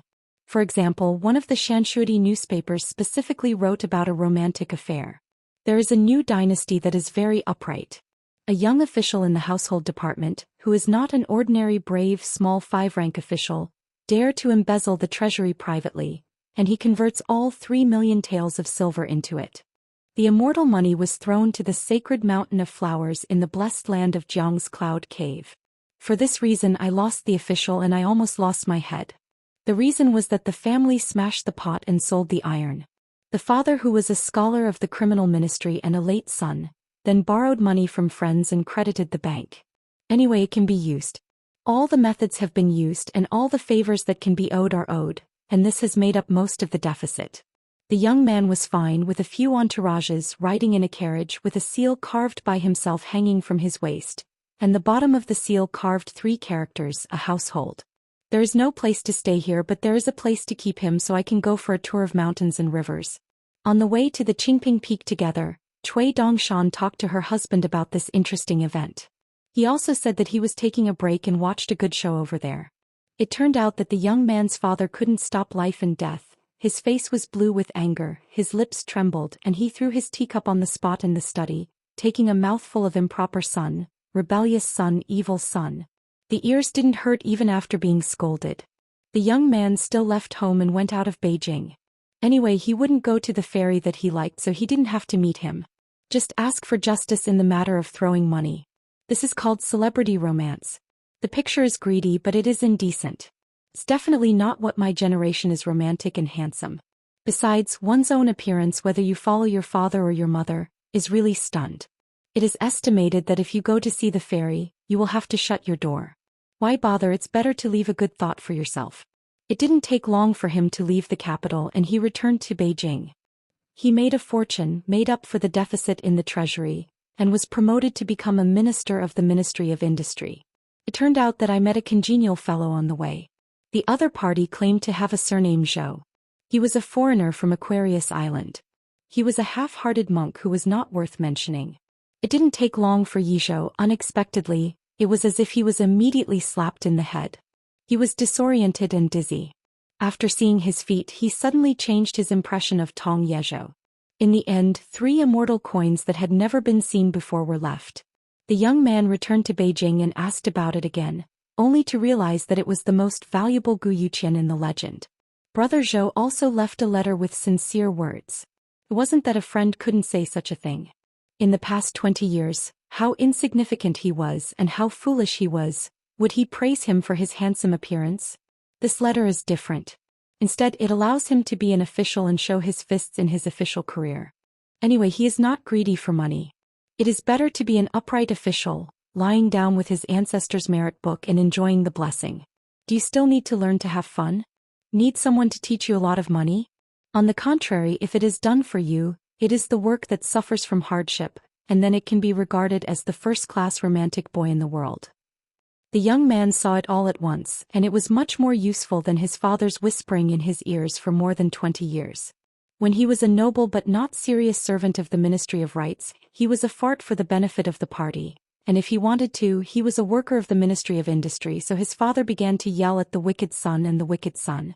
As a result, he really went to the Ministry of Industry as an errand, only to know that if he didn't go secretly fishing for oil and water, his life would be so harsh and his official duties would be heavy. In addition, he had a hot mind and took the initiative to live up his body. He took a trip to the local state and county. With calluses on his hands and feet, every day I fall asleep when I'm tired. What else do I miss? I was so tired that I didn't even have a spring dream. The young people only feel that the good days of more than 2 decades have even returned their profits. As a result, when he returned to the capital, his old father waited for a long time at the door with a clear eye. He really waited for his son to return home from the Ministry of Industry's yamen. The scholar of Xianxia saw the carriage and immediately went back to the study, sat down tightly and waited until the old man watched. The son who lost a lot of weight without seeing him for a month, he didn't throw the teacup again. He was silent for a long time, and when he spoke he was still the old tune evil son. In fact, the young man felt extremely bitter. Originally, when he returned to Beijing this time, he wanted to retreat. If you go to the Ministry of Rights or return to the Ministry of Households, you can be a Lang official. The servant of the Ministry of Industry is really not a personal job. Only when the day was over, the young attendant looked at the father in the distance. He was obviously gray-haired and croaked, but he was full of breath, laughing loudly with his colleagues. The young servant told himself silently, why would he have to spend another year and a half in the Ministry of Engineering? This shows that Sovereign Cui is busy and he is also free when he is free. The reason why Qin Pingon would have said from the bottom of his heart with Liang Shuang, the phoenix tree is really unwilling to thank you, and the number of leaves is still audible. In addition to talking about the young sword repairman of Tonggizong, it is also talking about such young people under the mountain. A house in Taoyuan. Some people are desperate right now. If the opponent doesn't come, it's like a sword hanging over his head and it will not fall, but the opponent is really coming and he doesn't know how to deal with it. It always feels like he can't compete with his own scheming. Having to be alone, fidgeting, the old monk lamented. Again, without knowing it, number of ways. Someone appeared behind Lu Ying, stretched out a hand and gently pressed the old Yuanying's shoulder. Chief Lu, meet again.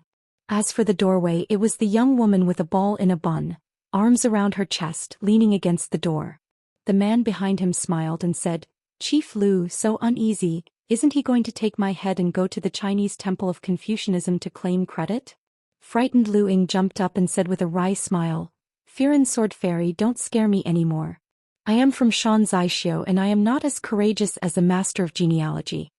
Lu Ying suddenly realized that he had failed and slapped himself severely, changed his name and said with a flattering smile, I have seen Chao Keqing. Qin Pingon moved a chair and sat on the opposite side of the reed eagle. He raised his palm, pressed twice, raised Erlang's legs and took out the dry tobacco rod and pipe. Lu Ying asked cautiously, Chao Keqing, is there any order to summon the younger one this time? Last time I met, this guy in front of me reported a series of identity names. What is the second-class worship of the Jiang family in Yunku, the second-class guest of Yuguazong Jiaifeng, and the third-class guest of Shenzhufeng Zhushitang? The name is there is only one Chao Mo. However, when they met again today, in addition to 2 more narrow knives around their waist, they also smoked dry smoke. Qin Pingon smiled and said, Lu Jifeng chose to go out at noon this time, right? Lu Ying's face was embarrassed. Last time it was the woman at the door who helped break the secret. Lu Ying realized that there was something in the words, otherwise, something happened sooner or later.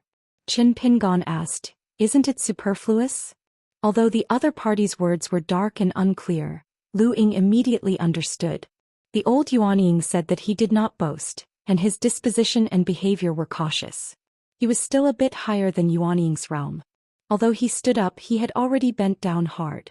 The old monk said cautiously, Chao Keqing just put 100 hearts on it and absolutely will not do anything superfluous. In that golden roof view, a chief enshrines what should be seen and he doesn't fall a glance what shouldn't be said, nothing is said. Did not say. Qin Pingon smiled, sit down and chat. Tell a smart person a certain truth, the other party will be suspicious, far better than let the smart person want to understand the truth, come to believe it firmly. Lu Ying was ordered to take a seat, just sitting on pins and needles. The earth immortals who were born in Xianxia, even if they are just golden cores, are all accustomed to the wind and rain. The tenacity of the Taoist heart and the goodwill, maybe even more than those who were born as a genealogist. It is good. Fortunately, the other party quickly stepped into the subject. When will your Lord Du Guan enter the Yupu realm? Or is it already Yupu? Lu Ying was puzzled. Returning to Chao Keqing for questioning, I returned to Jinding Temple this time, and Du Hanliang has not shown signs of retreat. From Yuanying to Yupu the movement will not be small. Without thinking about that, Firen, he nodded and said, it's probably Yupu already. Lu Ying thought about it a little and admired it. It was indeed the wild co-owner who had been bold enough to take a slant, but has not been found by the Confucian temple so far. Amazing. Lu Ying didn't care about the shock and quickly made up for it. Before going down the mountain I had a drink with Yin Miaofeng and didn't say anything about it, but it seems that, with some clues from the Taoist treasury, his disciple Xiao Yuanran is very likely to be right away. Retreat and the certainty of becoming a Yuanying is not small. Yin Miaofeng's master is Yin Miaofeng, who is named the Taoist of Baojing. Both the master and the apprentice were once the royal consecrations of the Daquan dynasty, and they were responsible for helping the Lu imperial court at that time supervise the Yaojiabian army. Qin Pingon nodded, then suddenly squinted his eyes and asked, "Really not superfluous? Chief Lu, how do I think you are designing me?" Lu Ying suppressed the ups and downs of Dao's heart, shrunk his sleeves in one hand, and clenched a jade pendant in his hand and said with heart, "Qing Shanchong, don't take the net at this time. When will you wait?" Xiao Mo, who was sitting in the courtyard, couldn't help but was taken care of by his son, and this person was still saved. As far as Lu Ying is concerned, once the Dongchuang incident occurs and the matter is revealed, he is colluding with the wild world. Not to mention the Middle-earth Confucian temple, the skills of the Xuegong Academy today are very different from the past, that is, the native monk of Tonggizong. When he learns this he will be alive and deprived. Therefore before coming to Tayedu, Lu Ying made up his mind to watch Du Hanliang without the knowledge of Jinding, at a Xianxia ferry, and sent a letter to Feijian secretly. Just wait for that brilliant to throw himself into the net. With bad luck you can also get rid of the relationship between Firen and the wild world. Good luck, that's a great accomplishment. Regardless of whether it is the incarnation of the Yin god, or some messy means, as long as you are caught by the Confucian temple, you may be able to obtain the permission of the Confucian temple and start a sect. If the snail-shell Taoist mansion of Huanggeji was parted last time, there would be no intersection between the two sides. The big deal is that I will walk my single-plank bridge and continue to walk on your Yangguan road. If you ignore my reed eagle I will just assume that I have never seen you. Anyway, I didn't do anything about lying. I just babbled a lot of nonsense with you in the Yunku Foodie. Even if Dafu Academy and Zhongtu Confucian Temple were held accountable afterwards, the big deal would be to be arrested in that meritorious forest and red sages for several years. Maybe I can still see that Lucha. It's just that the jade medal of Academy in the sleeve, there is no slight movement, my heart and words are like a mud cow into the sea. The reed eagle instantly fell into an ice cave. Fuck. There was no response from Dafu Academy and Qing Longzhou. Is it possible to cross the river and demolish the bridge? Are you planning to smash yourself with Firen first? To smash an egg in death is a death. Lao Tzu is a tattered nascent infant, who hurt the other side the slightest. You scholars of dog days full of sage's doctrine, turned out to have a bad stomach, which is worse than the casual cultivation of our wild dogs. Is it just a flash of inspiration, or is it that Qing Longzhou, who was born in the old Jiao Academy, is actually a wonderful dark chess in front of him? Lu Ying was in a complicated mood for a while, dull and speechless, except that he would definitely not be able to eat. Could it be that the seemingly looking continents of mountains and rivers in your hometown will repeat the same mistakes sooner or later? Lu Ying felt that his current life as a cultivator was actually not bad. Although he kept bumping and bumping, he could always avoid some catastrophes. In any case, this hard-won world is peaceful. Pretty good. Is it going to be gone again? Qin Pingon smiled and said, whether it is because of the enthusiasm to be a hero or because of selfishness just wanting to protect and save oneself, Monk Lu Ying from Tongyi's Hao after all did something. Xiao Mo, who was sitting on the courtyard steps, said with a heartfelt smile, this old monk is a little sad. Pei Qian gathered the sound into a thread and said to the master, Lu Ying's heart is in love, there is a moment of sight and there is a woman with a fuzzy face. On the way here Qin Pingon had already passed the sword house of the Fengyuan ferry. Feijian sent a letter and said 3 things to Dafu Academy.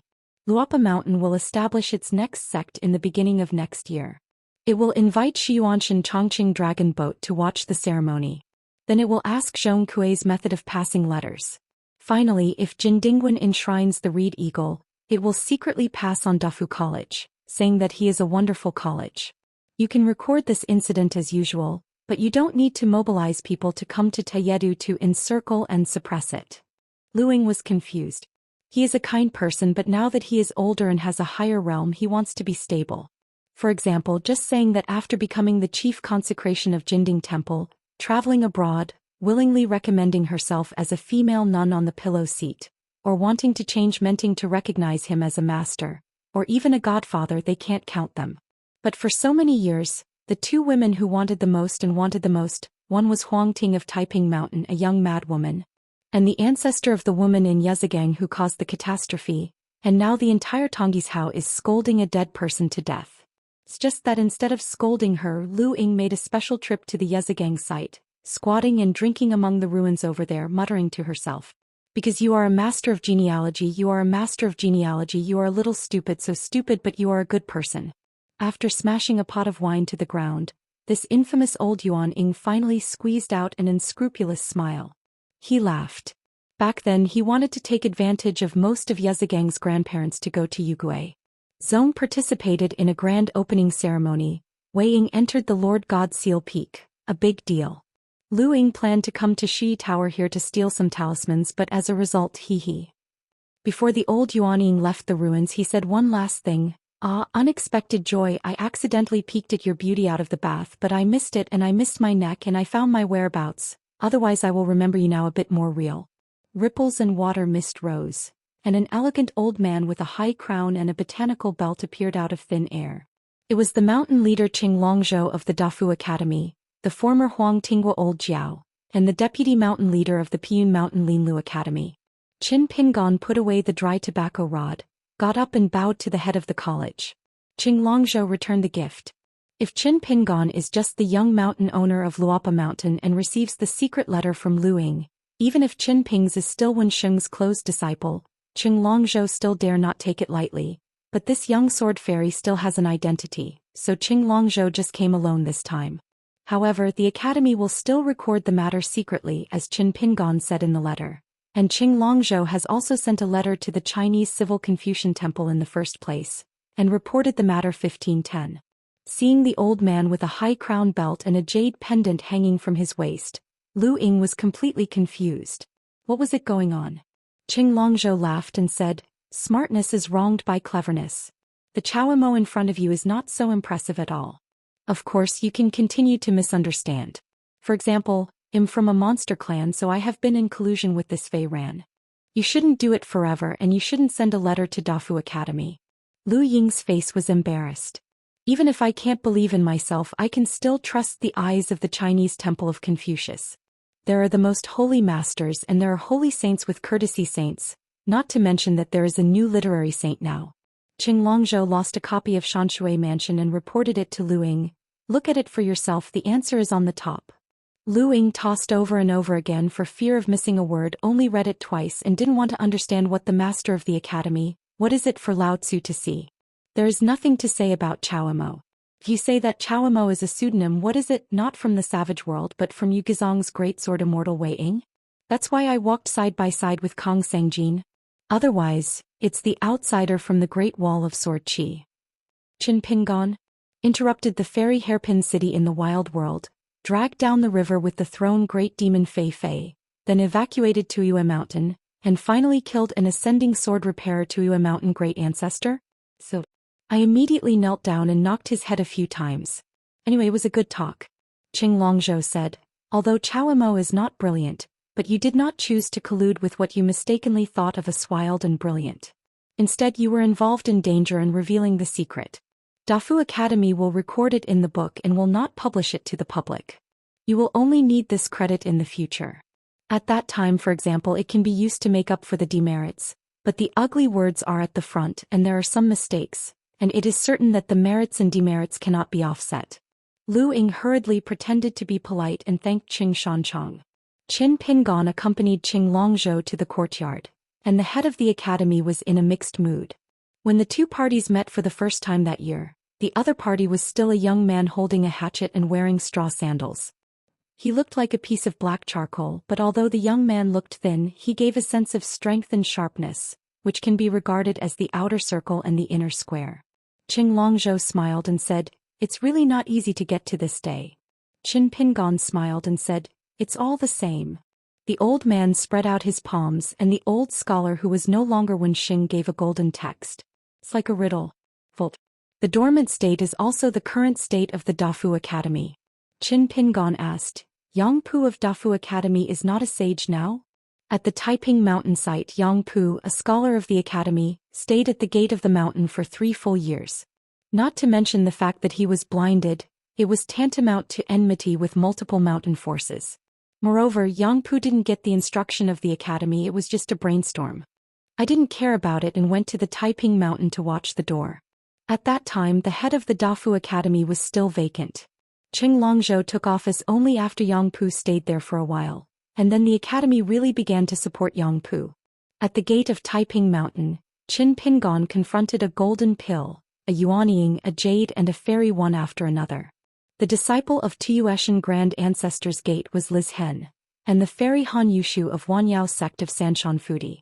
These two are both first-class rich men.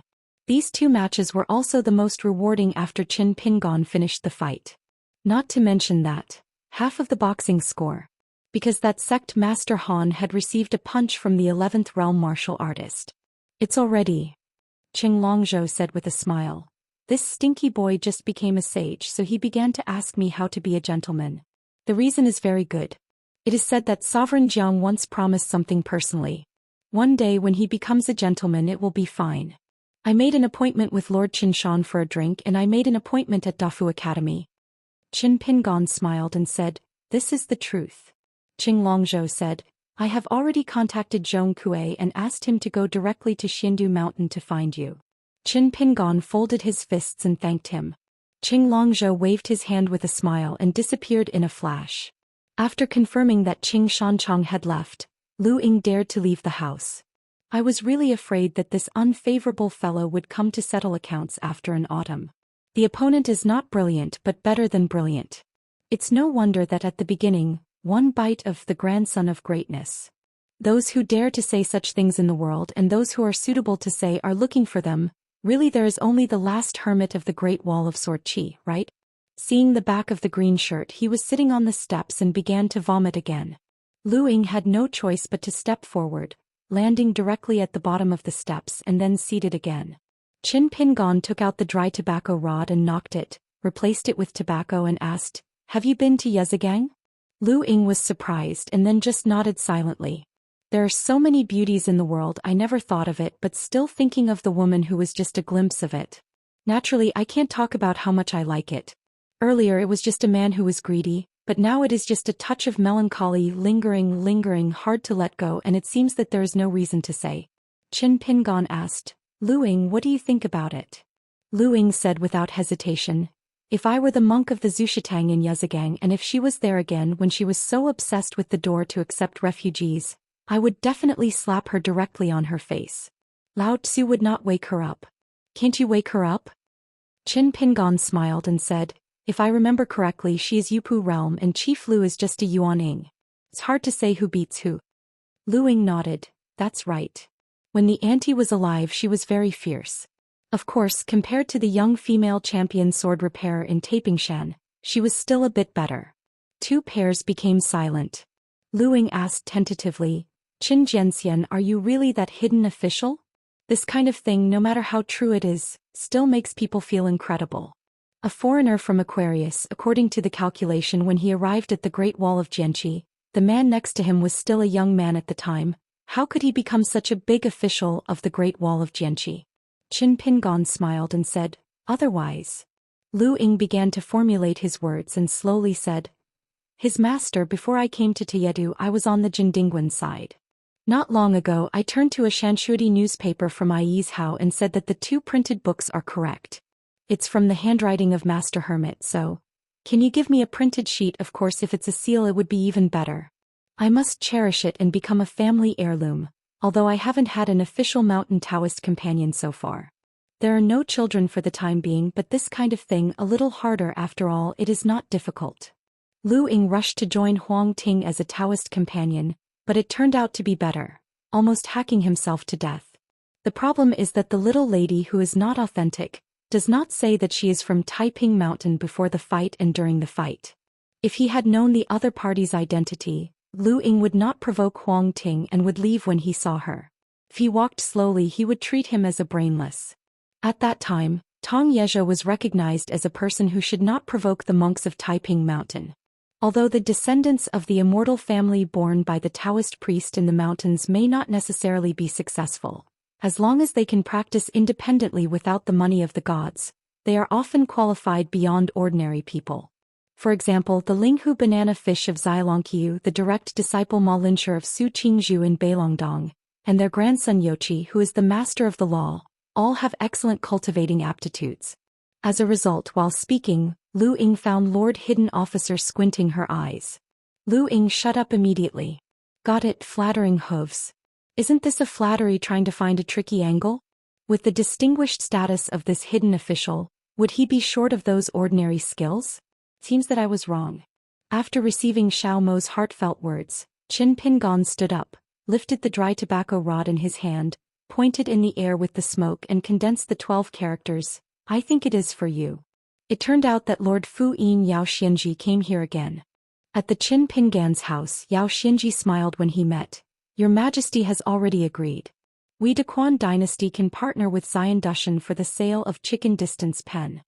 In fact, it was not said at the beginning. In the early morning of one morning after retiring from the court, His Majesty went out of the palace.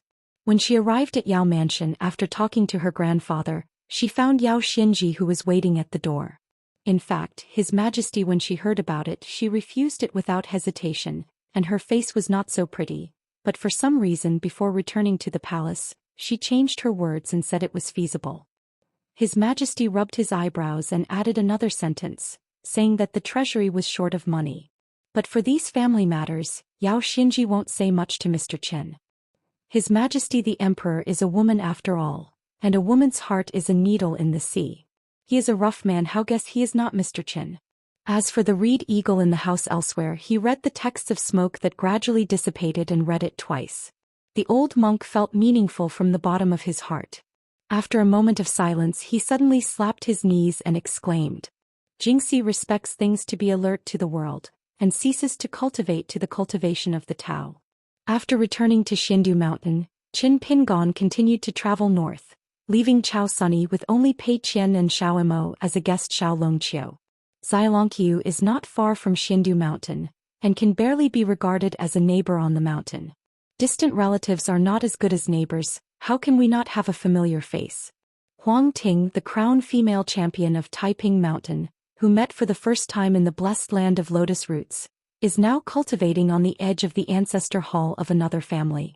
In fact, there is a mountain friend on the side of Xiao Longqiu who has never met. It was Zhang Luzhu, one of the two gods at the gate of Taiping Mountain, Xiao Longqiu's chief guest. Lao Yuanying is proficient in water law, obviously quite arrogant about it, as can be seen from his Taoist name, Narcissus. Like Lu Ying, he was born in Yeshio, did not take refuge to the colorful world, but changed his body and followed Lu Ying's climbing way, becoming a genealogical immortal master. According to Chief Shou, all kinds of goods can now run up the mountain. From the early days of the mountain, who was shouting and screaming for death, Shanzhou Yeshio has become the mainstay, backbone and top pillar of a continent. When the two sides fought against each other, the old Yuan Ying almost missed the enemy's face and was split in half. Later he was detained and taken to the gate of the mountain, where his soul was stripped out and hung above his head, with waves of pain that slapped Daoxin like a tide.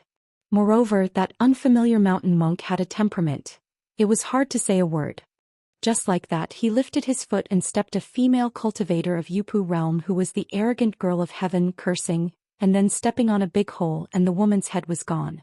Unlike the Jindan Dixian from the Yu dynasty, this old Yuan Ying, who is now extremely noble, was sent away by Jiang Shangzhen from the Taiping Mountain at that time. A nightmare. After making the old Yuan Ying return to Xianxia, he didn't dare to say what happened there, but was vague, saying that he would fight against others, he was invincible and he was injured. Huang Ting is easy to find, she is at the wishful tip of Xiaolongqiuzu Mountain. Qin Pingon walked into that simple hut, the young female crown was eating corn, and there was still a lot in the brazier. "You're welcome." Qin Pingon sat on a stool, bent down to pick up a corn and said straight to the point, "Huang Ting, do you need fairy money? We have a lot of surplus in the Luopa Mountain treasury. Here is the Xindu Mountain Shazong.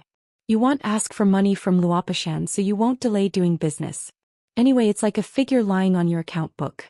If you really feel sorry for it, we can count interest.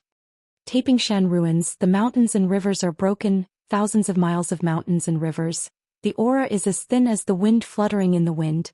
The reconstruction of the matter, in addition to the money or the money, it is hard to rely on the god's money to supplement the lack of aura in the world. Before this, it is necessary to establish a large formation, and to attract a large number of landscape gods to build golden statues, build temples, fill in the vacancies and help gather the spiritual energy so that it will not be dissipated rapidly, otherwise it will only be a wedding dress for others.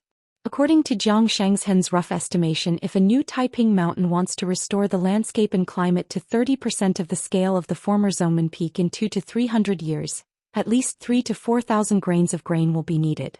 In addition, all kinds of messy human relations, the relationship between neighbors on the mountain, and the business dealings of the dynasty under the mountain, arranged dozens of landscape temples and temples at the fastest speed to help the various gods in the jurisdiction to obtain the imperial court. Qin Pingan knows the hardships here. Especially in Taiping Mountain, now only Huangting is left. Unlike her own Luopa Mountain, even in the early days of its founding, there was Zhou Xian as the chief steward in the mountain.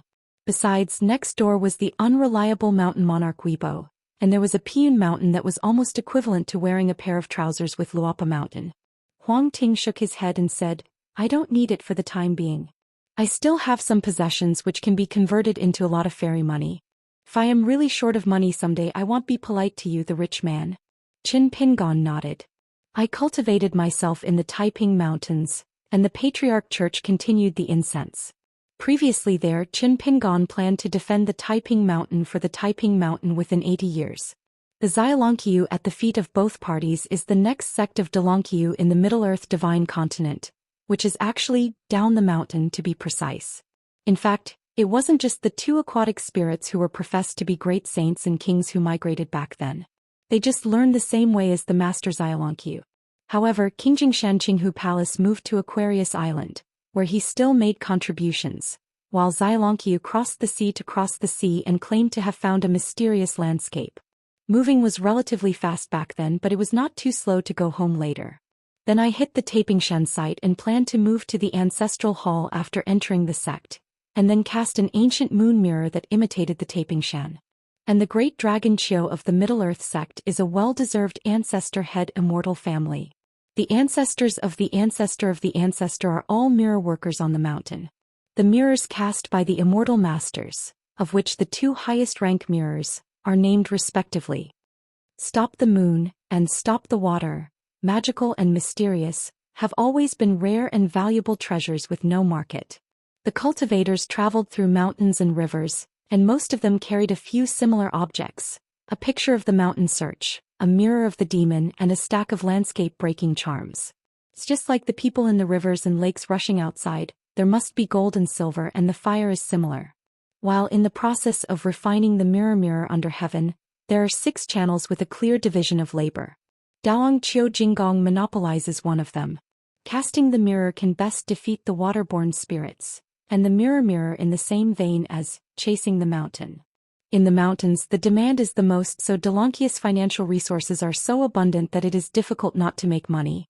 Howren monks from all walks of life in the world put on a pole to give money. In other continents, the sects that partnered with Daolonqia to buy and sell treasure mirrors included Tianyu Dongtian in Luxiazu and Kaiyang Glinzong in Luzhou and Beiju. It's just that the precious mirrors sold by the former are of high rank and expensive, and they will be discouraged if they are not a monk or a direct disciple of the sect. Qiong Linzong only peddled the most introductory Dragon Qiuzhao demon mirror. Even if it is in the lower 5 realms and gritted his teeth, he can start with a treasure mirror. Different from Pushun and Beilongdong, Xianxia, who is also a candidate for the sect, did not participate in the huge Peach and Leaf alliance. Huang Ting was silent for a moment, smiling and jokingly said, "I saw Ning Yao, his realm is very high. If he is higher, it would really be a bit unreasonable, pretty. That's it."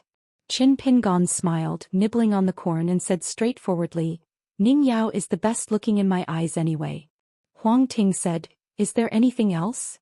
Qin Pingan nodded and said vaguely, "I plan to invite you to serve as the guest of the next sect. If you have another idea, it depends on what you mean." Huang Ting said, "Talk about it." Qin Pingan said, I want to serve as your worship to Taiping Mountain by name. Huang Ting laughed and said, What's embarrassing about this, that's all, but I have to be the chief guest of your next clan. Qin Pingon nodded, No problem. This is the second time that Qin Pingan has served in another mountain in addition to serving as the anonymous guest of the Liu family in AI Zhou. Rather, it is directly worship, not even a named guest. Qin Pingon suddenly said, If you are not suitable for Shuang Express Sword, I can kill him and I must be unaware of it. Huang Ting looked at the man in the blue shirt, expressionless and indifferent, and he had a calm expression. Huang Ting stared at the guy in a daze. She shook her head for a long time and said softly, Farewell anyway. Qin Pingon gave a hum and then continued to gnaw corn. After eating the corn in his hand, Qin Pingon got up and said goodbye, saying that he would go and visit Xianxia casually. Huang Ting smiled and said, I won't give it away. It is Kuqing and worshipped. There are more opportunities to meet. He wore a green shirt and his back was gone. Huang Ting turned her head and glanced at the sword on the wall. She frowned slightly. Strange, I am not afraid of him. You are a sword, what are you afraid of? Back to Qingping Peak of Xindu Mountain again. Qin Pingon found Cui Dongshan, first sacrificed a caged bird, and then asked Cui Dongshan to open the unknown little cave sky that he got from Tianwan, and then followed Cui Dongshan with only Xiaomo into it. In the small cave, Qin Pingon even asked Cui Dongshan to set up another golden thunder pond. At the same time, let Xiao Imo pay attention to whether there are outsiders spying on this place. Cui Dongshan's expression became solemn. This may be the first time for the husband to be so exciting. At the beginning he joined forces to deal with that Wu Shuangjiang in the night ship. The husband may not be as good as today. Qin Pingon sat cross-legged on the top of the mountain with his arms folded. After Cui Dongshan sat down, he asked in his heart, How to deceive the sky by self-deception? Cui Dongshan asked in a deep voice, Sir, do you want it?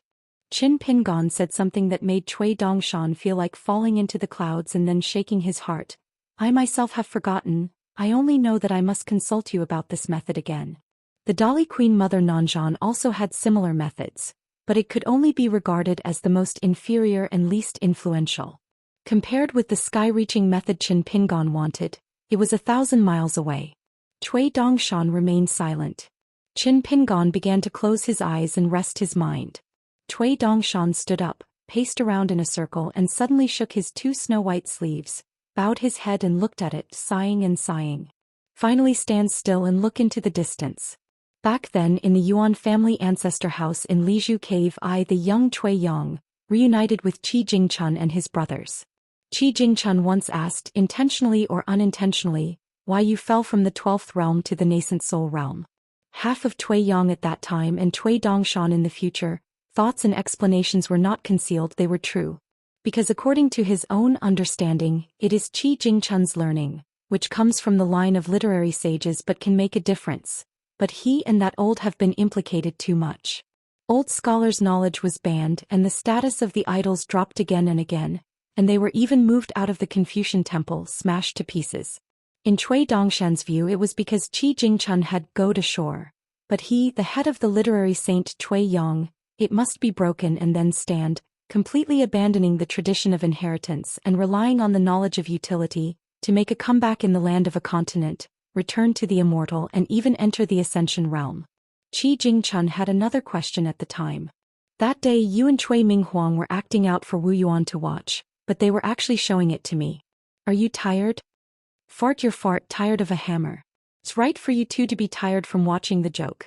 Because in fact this Qi Jingchun, why didn't he cooperate with his brother Cui Yang to act for the future senior nephew Cui Dongshan? The key is that the two brothers didn't have any verbal communication and they didn't even need to meet each other. It's just a kind of tacit understanding. Both sides relied on their chess strength, seemingly tit for tat everywhere, and the moves were all true, but in fact they ended up playing the same game on the chessboard. Cui Dongshan is so young not because Cui Dongshan pretends but Cui Yang's deliberately. This is only the first level and there is still a second level. Cui Yang has set himself a lot of restrictions and barriers. It is like he is clearly himself. Why is this old richer, even more knowledgeable and more powerful? Stronger? Than the 3 words not tired back then. Probably it was Qi Jingchun who was a fellow apprentice, who had a unique word of relief to her fellow apprentice Xiuhu. In that conversation, Qi Jingchun looked sad at last, with the softly 3 words as if it were the finale. Brother Cui. Wen Xing's lineage at that time was still the weird reunion of big brothers and younger brothers. Junior brother Qi Jingchun opened the article with the phrase, "Isn't tired," and ended with a cry of senior brother Cui. At this moment Cui Dongshan put away his thoughts and again raised 2 snow-white sleeves. On the large sleeves of the robe, there is a string of small letters with small letters, which are like water plants and undulating like piaoping. The bird in the cage of the sun and the moon, the heaven and the earth are on the water. Cui Dongshan turned to look at his husband. Qin Pingon opened his eyes with a gentle expression and smiled and said, "Mr. Student, you and I have the same mood in all seasons." Sword of Coming Chapter 897.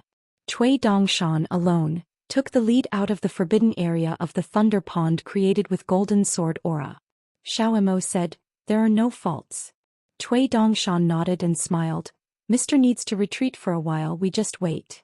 The white-clothed boy held the back of his head with his hands, and the little Mo in the yellow hat and blue shoes held a green bamboo stick in his arms. Cui Dongshan said in his heart, "Except for the most important thing, Mr. will refining the Jing Zhongyue a little bit to see if they can visualize the maze of heaven and earth, which may be the Xindu mountain outside. It may be the summer palace that does not exist anymore, or it may be the Lizhu cave before the fall in his hometown. The more subtle you understand the maze, the closer you will be to the truth.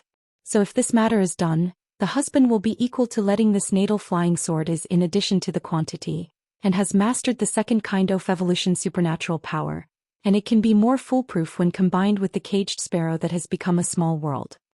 Xiao Mo was a little confused and asked, "Dare to ask Sect Master Cui, why didn't the sun use Jing Zhongyue to cooperate with the caged bird?" Cui Dongshan laughed blankly.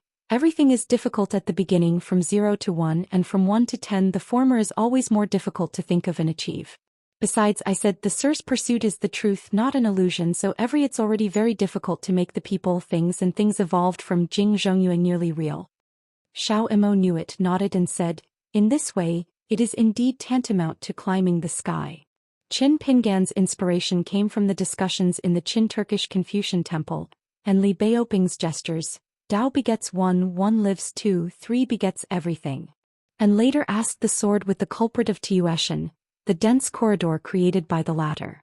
Qin Pingon was next to the waterless pond behind the Luapa Mountain bamboo tower, and remembered the Buddhist saying, "Like a lotus without water and like the sun and the moon."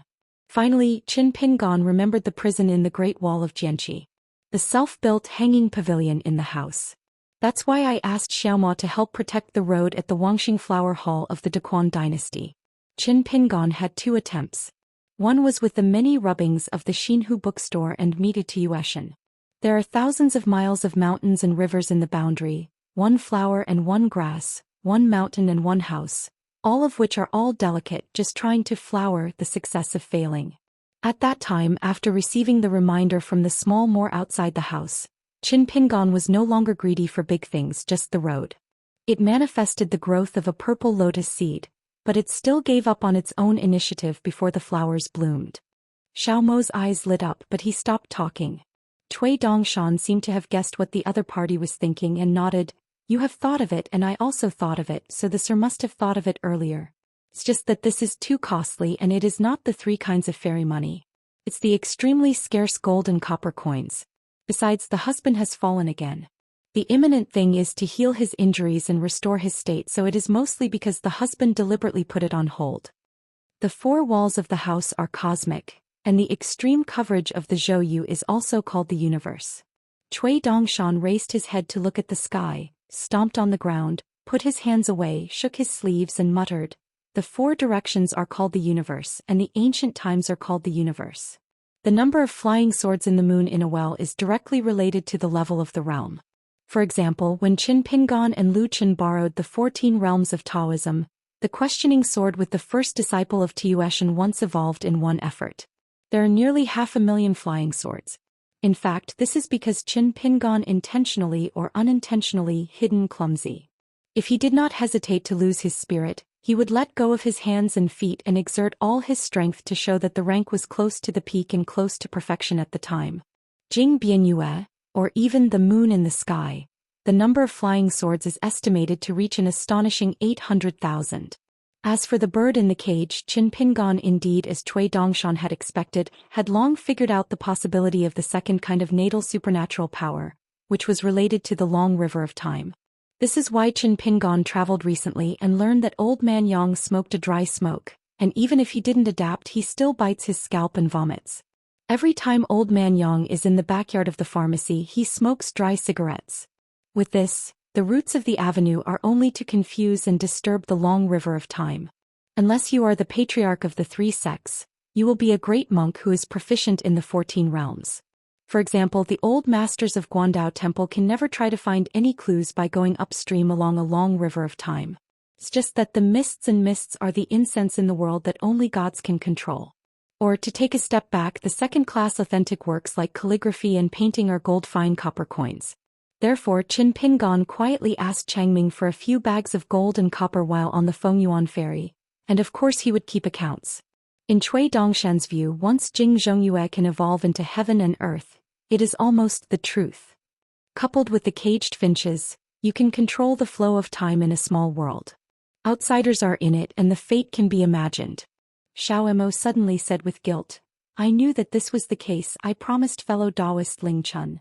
Cui Dongshan turned his head, smiled and asked, "How to say?"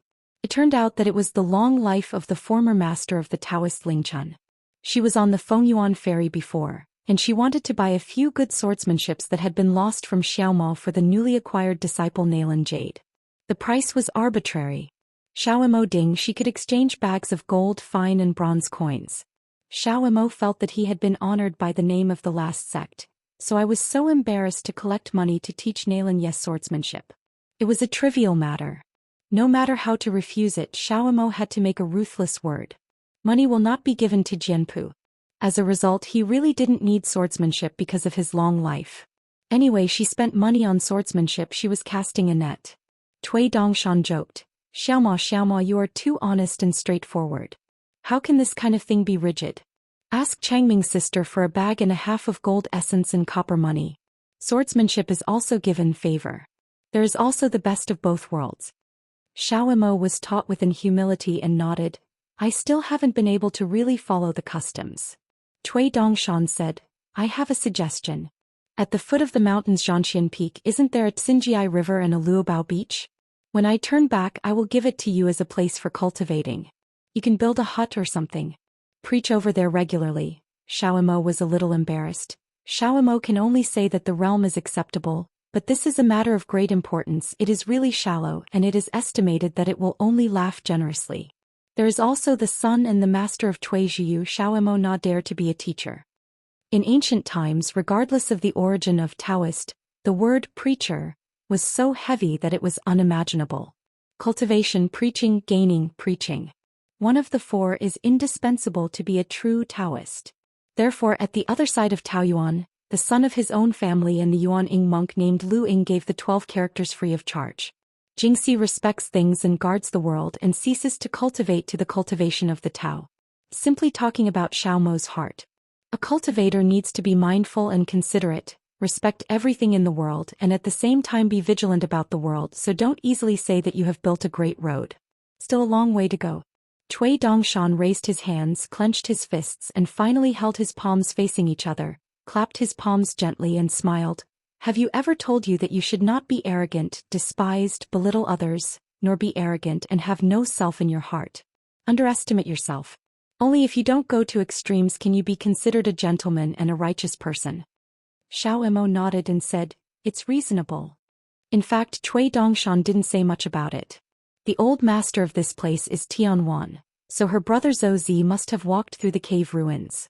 Once the husband can walk in the long river of time, he can find a chance to have a game with Zhou Zi Wenjian in the future. Although it may not be possible, it is not impossible. Thousands of mountains and rivers are unstoppable, no match for the pair of straw sandals on Mr. S. feet. Xiao Emo said, "After I leave here, when the Fengyuan ferry returns to Xindu Mountain, I will go to Taoist Lingchun and ask for a few bags of gold, fine copper." Cui Dongshan nodded and said, "It is not easy to buy golden body fragments nowadays. There is no need to think about it on Aquarius Island. There will be nothing left by the Dai court. Even if someone sells it, it will be at a sky-high price. Tong on Yizhou's side plus the Fiaozhou, maybe there is still a chance. After the golden bodies of the gods of mountains and rivers are broken, they may not have all been raided by the wild army tents, but they can only be regarded as small leaks to pick up. After all these years he's recuperating and regenerating, the mountains have all eased, one by one ghosts and ghosts. Dressed in a green shirt, walked out of the thunderpool restriction. Cui Dongshan is in a complicated mood, deceiving the sky by self-deception. It's not a cover-up. Someone listened to the sky. The husband wanted to salute him in court. When the group came to the foot of the mountain, Cui Dongshan introduced. This mountain is called Qisong Mountain. It is an unexpected joy to succeed. In fact, at the beginning, Chief Zhou and I tried our best to prevent Tianwan from leaving Aquarius, going to the sky with the famous cicada. This historically unknown cave site is not among the 36 small caves. It is now named Changchundongtian by Cui Dongshan. Tianwan, Zifeng Xingyang Mountain, Shilongfeng's genius brother in charge of spying. Qin Pingon and Cui Dongshan looked at each other. Cui Dongshan nodded vigorously. This matter is feasible. Qin Pingon shook his head. This kind of temporary intention is inappropriate and inappropriate. Cui Dongshan's eyes motioned. Sir, you have to ask what Xiaomo means, otherwise it's a kind of alternative utterance unlike the sir. Qin Pingon still shook his head. Faced with the members of Luopa Mountain and Xindu Mountain, Xiaomo would set up barriers on his own. He would not check his heartstrings, let alone talk about his son and sect master Cui. So he only vaguely realized that this matter was related to him and said tentatively, the sun is on Xiaomo's side. If there is anything else embarrassing, it is Xiaomo's dereliction of duty. Cui Dongshan smiled and said, it has nothing to do with your husband. I want to add a burden to Xiaomo. Can you manage the spy on the Luopa Mountain? Unfortunately, Mr. refused. Xiaomo thought about it and said, I can fight first and help me aside. If it turns out that Xiaomo is quite comfortable, of course I am willing to worry a little bit for the son. Qin Pingon joked. Xiaomo, you are a sword repairman at the peak of the Ascension realm, and you go to deal with the spy house every day. Don't you feel that you are down? Xiaomo shook his head and said, it's just like reading books without spending money. Reading like this is the most interesting thing in the world. Cui Dongshan nodded vigorously. Reasonable, just like wine that doesn't cost money to drink, it's the best wine in the world. Qin Pingon slapped Cui Dongshan's head. I opened my own shop to make wine. What does it cost to drink? Cui Dongshan went on to introduce. This small cave sky, the boundary between mountains and rivers is not big but a radius of 100 miles, but the ore of heaven and earth is so abundant that it will not lose to Tonggizong's Wutong Xiadongshan. The total difference is at most 20 to 30%. This is the reason why I didn't pour the gods' money into it. Cui Dongshan shook his snow-white sleeves triumphantly. Ha, who made me recognize a half-sister who has been separated for many years. Qin Pingon hesitated. The vulgar man in the world looks at the sky, the blue sky is like a mirror, and the cultivator looks down on the mountains and rivers on the mountain. In fact, it is also a mirror, just relatively potholes. If he is not careful, the monk is like seeing the abyss on the mountain. See you all kinds of people again. Cui Dongshan nodded, knowing that her husband was reminding himself not to play with people's hearts. At the foot of the mountain, there is a stream with gurgling water. The stream is reddish, just like the cinnabar carefully refined by the fairy family, and the weight of the flowing water is far beyond ordinary. In his hometown of Lizhu Dongtian, the reason why Wan Qiong built a blacksmith shop and a sword forging furnace on the riverside was because of the gloomy water of the Longshu River, suitable for sword making. Qin Pingon squatted by the stream with a handful of water in his hand, with beautiful jade luster. Cui Dongshan squatted aside and explained, the reason why the stream has this vision is that the ancient pines on the mountain are thousands of years old, and the flowers of the Immortal family are naturally withered and flourished. The characters have been strengthened. Naturally, it is an excellent talisman material. Looking back, we can use this to do business with you Lauer or Long Hushan.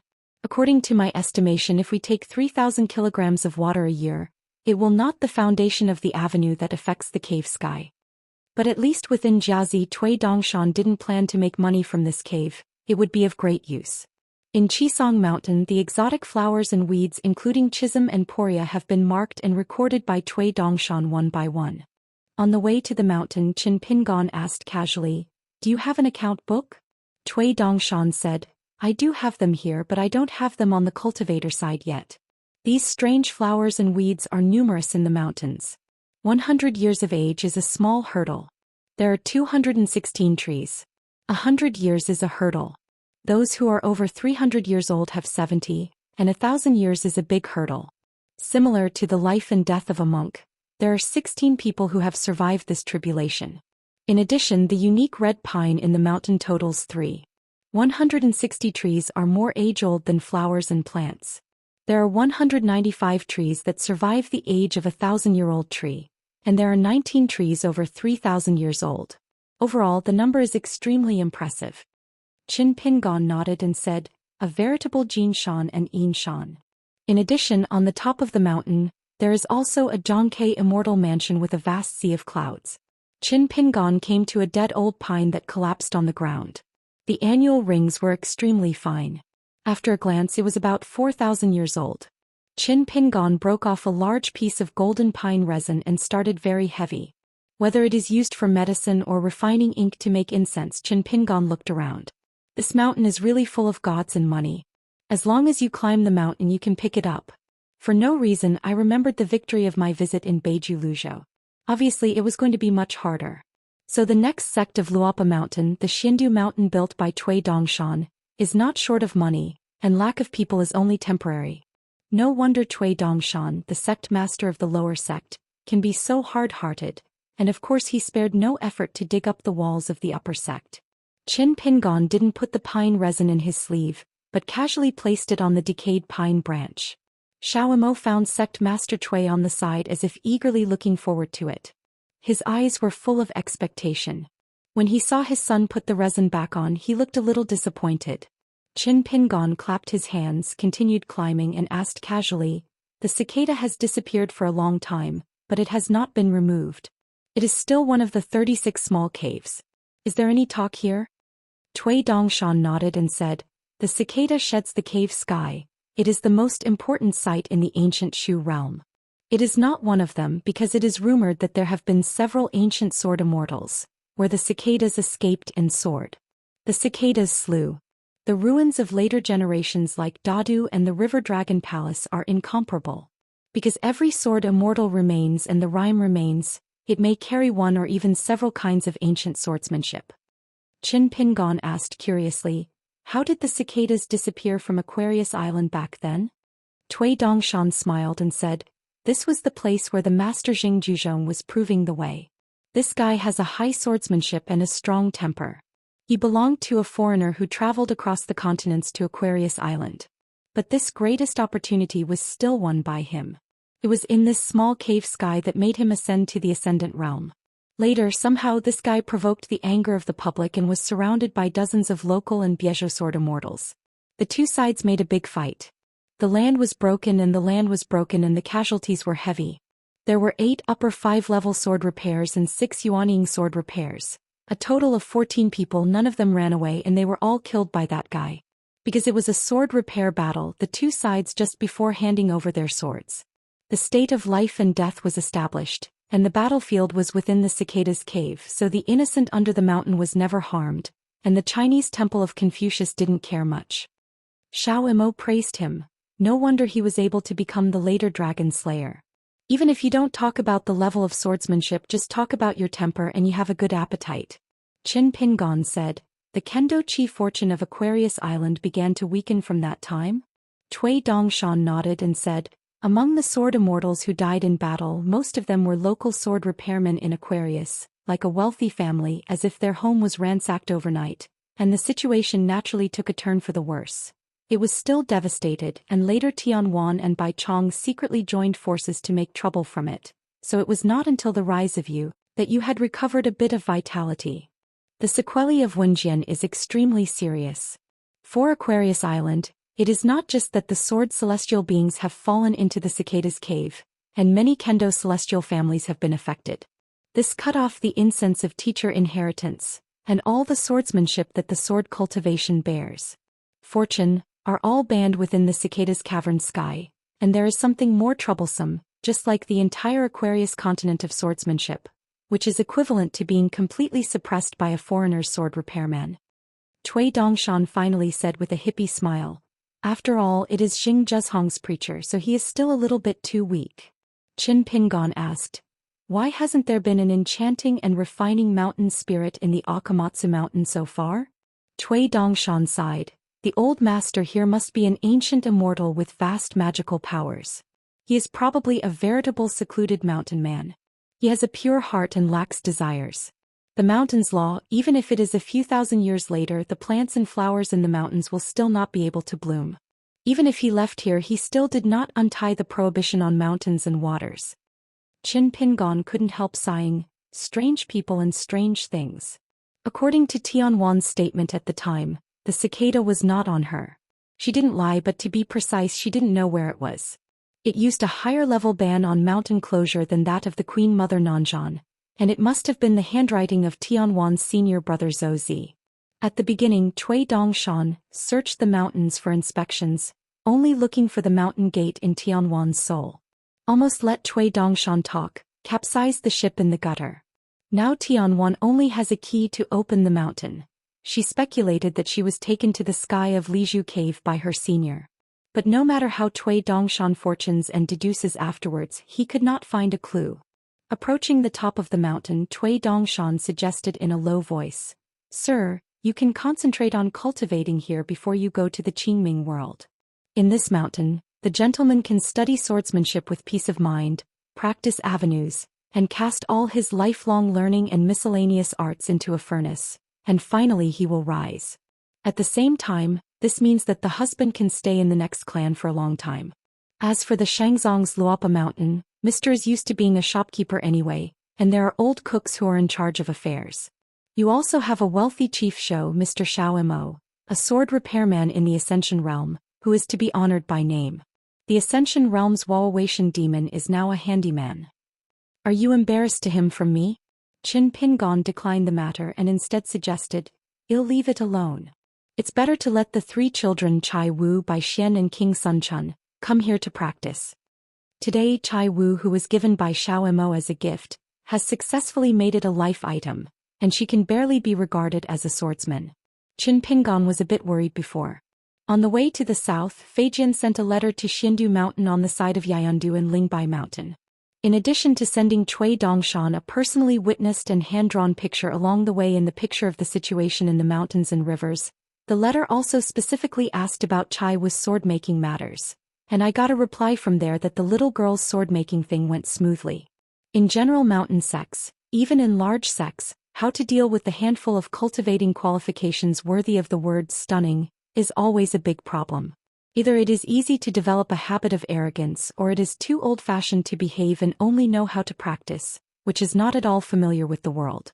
For example, Ma Linshur of Bailong Cave, as a direct disciple of Su Qingzhu, the master of the cave, has a high generation and good talents, and is also a fairy descendant of the Daoist couple on the mountain, who is loved by thousands of people. Up to now, Luopa Mountain can be said to be extraordinary in this matter. It is very different from the general world conditions on the mountain, and it is simply unique. With this style, Qin Pingon could not do it alone. At most he followed Wan Qiong and Huolong in the same way, and almost copied some unwritten rules of Longquan Jianzong and Patafeng. Among the third-generation children of Luopa Mountain Chai Wu, King Sun Chun Bai Xian. These three children are undoubtedly the best cultivators. Qin Pingon and Luopa Shan naturally would not deliberately pursue the so-called perfect balance. Cui Dongshan smiled and said, "Massive little girls and dead fisheye girls, the qualifications are so good I will definitely take it with me and preach for them carefully, but now they have a clear teacher biography, I can only do some icing on the cake. It's a matter of fact, at most it is to pass down a few side door methods for them, and then teach some swordsmanship. For example, Chai Wu, I strive to neither pull out the seedlings to encourage her, nor waste her cultivation aptitude and see if I can help her ascend to the sky directly from the Lujin realm to the Yupu realm. From the current point of view I have some certainty. Yes, of course luck still needs some. In short, I can look forward to it a bit." Qin Pingon had to take out a jug of wine and was shocked by the drink. It's just this kind of shocking wine, Qin Pingon doesn't mind drinking a few more times. Wuxia Zhoumi. There is also the talented female cultivator in Qingming world, who is among the 10 young candidates. As well as a certain reincarnation of Li Lu, he directly entered the upper 5 realms from the Lujin realm. Even if there are some omissions, there are still a few well-deserved ones. It is not an exaggeration to say that it is a once-in-millennium encounter in a world. Cui Dongshan said sternly, the 3 of Chai and Wu, whether they come here to practice or not, there is actually not much difference. Even if they do, they are not in a rush. So I still stick to the previous statement and hope that my husband can practice alone here. Qin Pingon smiled and said, so that I can retreat here and take up this one? A small cave with a closed mountain can just support a cultivator to enter the Ascension realm here. Xiaomo was stunned. No wonder Sect Master Cui waited eagerly for the sun to put away the inconspicuous piece of resin. Cui Dongshan was very angry and did not deny the matter.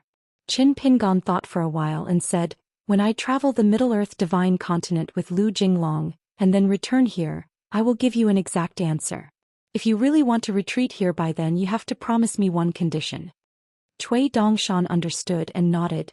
The student union will first step down as the next suzerain, and then follow the husband to travel through the Qingming world. Qin Pingon smiled and said, the former doesn't matter, you discuss with Chao Qingqing, but the latter must be counted and no appointment is allowed to be missed. When he reached the top of the mountain, Cui Dongshan snapped his fingers and the cloud disappeared. His vision suddenly opened up. The vermilion gate slowly opened, and the shadow wall inside the gate was actually a huge stone monument. After crossing the threshold, Qin Pingon raised his head. Looking at the ancient words, they roughly explain the origin of the mountain, but the contents of the words are obscure and unclear. In short, the words can be recognized and the meanings are mostly do not understand. Daoshan Jiangfu Xianxing 10,000 miles Suochanwan. The road is struggling to cross, the front is first, the jade and the stone are burned.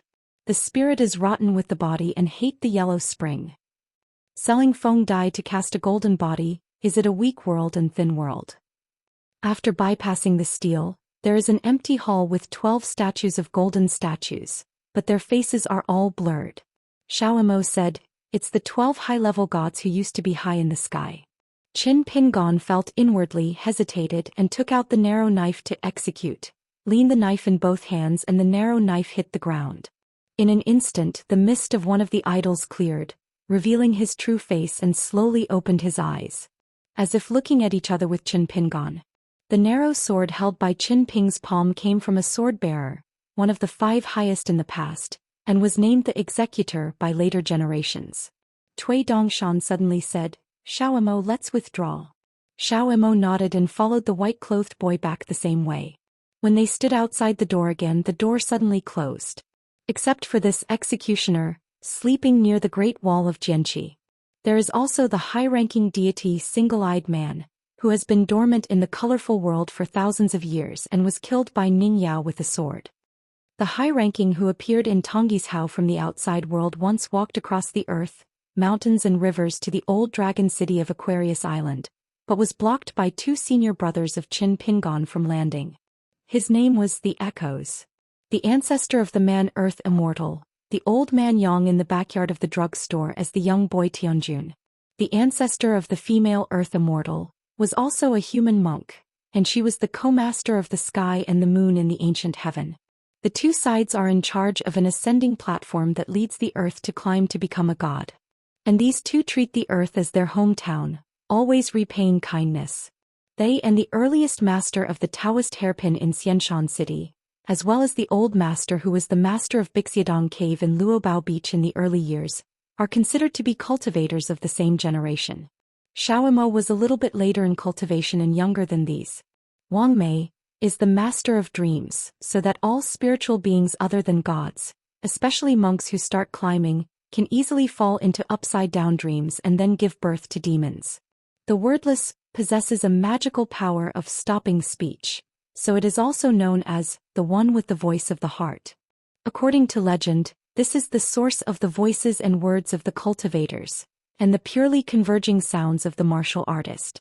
Re-engravers created countless copies of the sun, moon, mountains and rivers, so they are also known as imaginers or casters. The Lord of Leibu Divisions.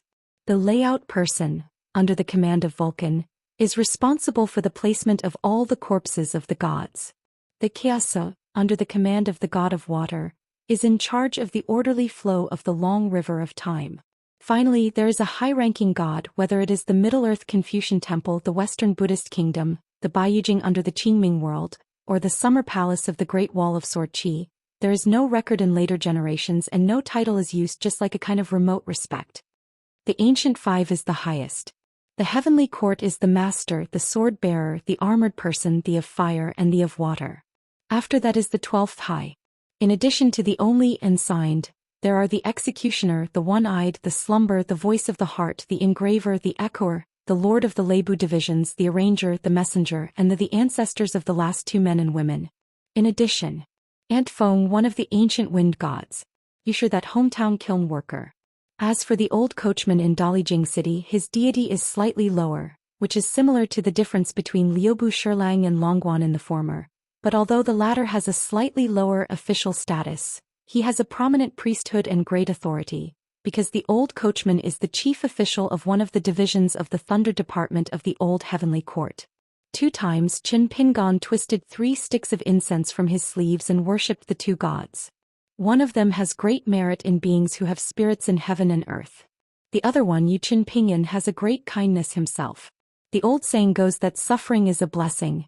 It is to teach people to be good.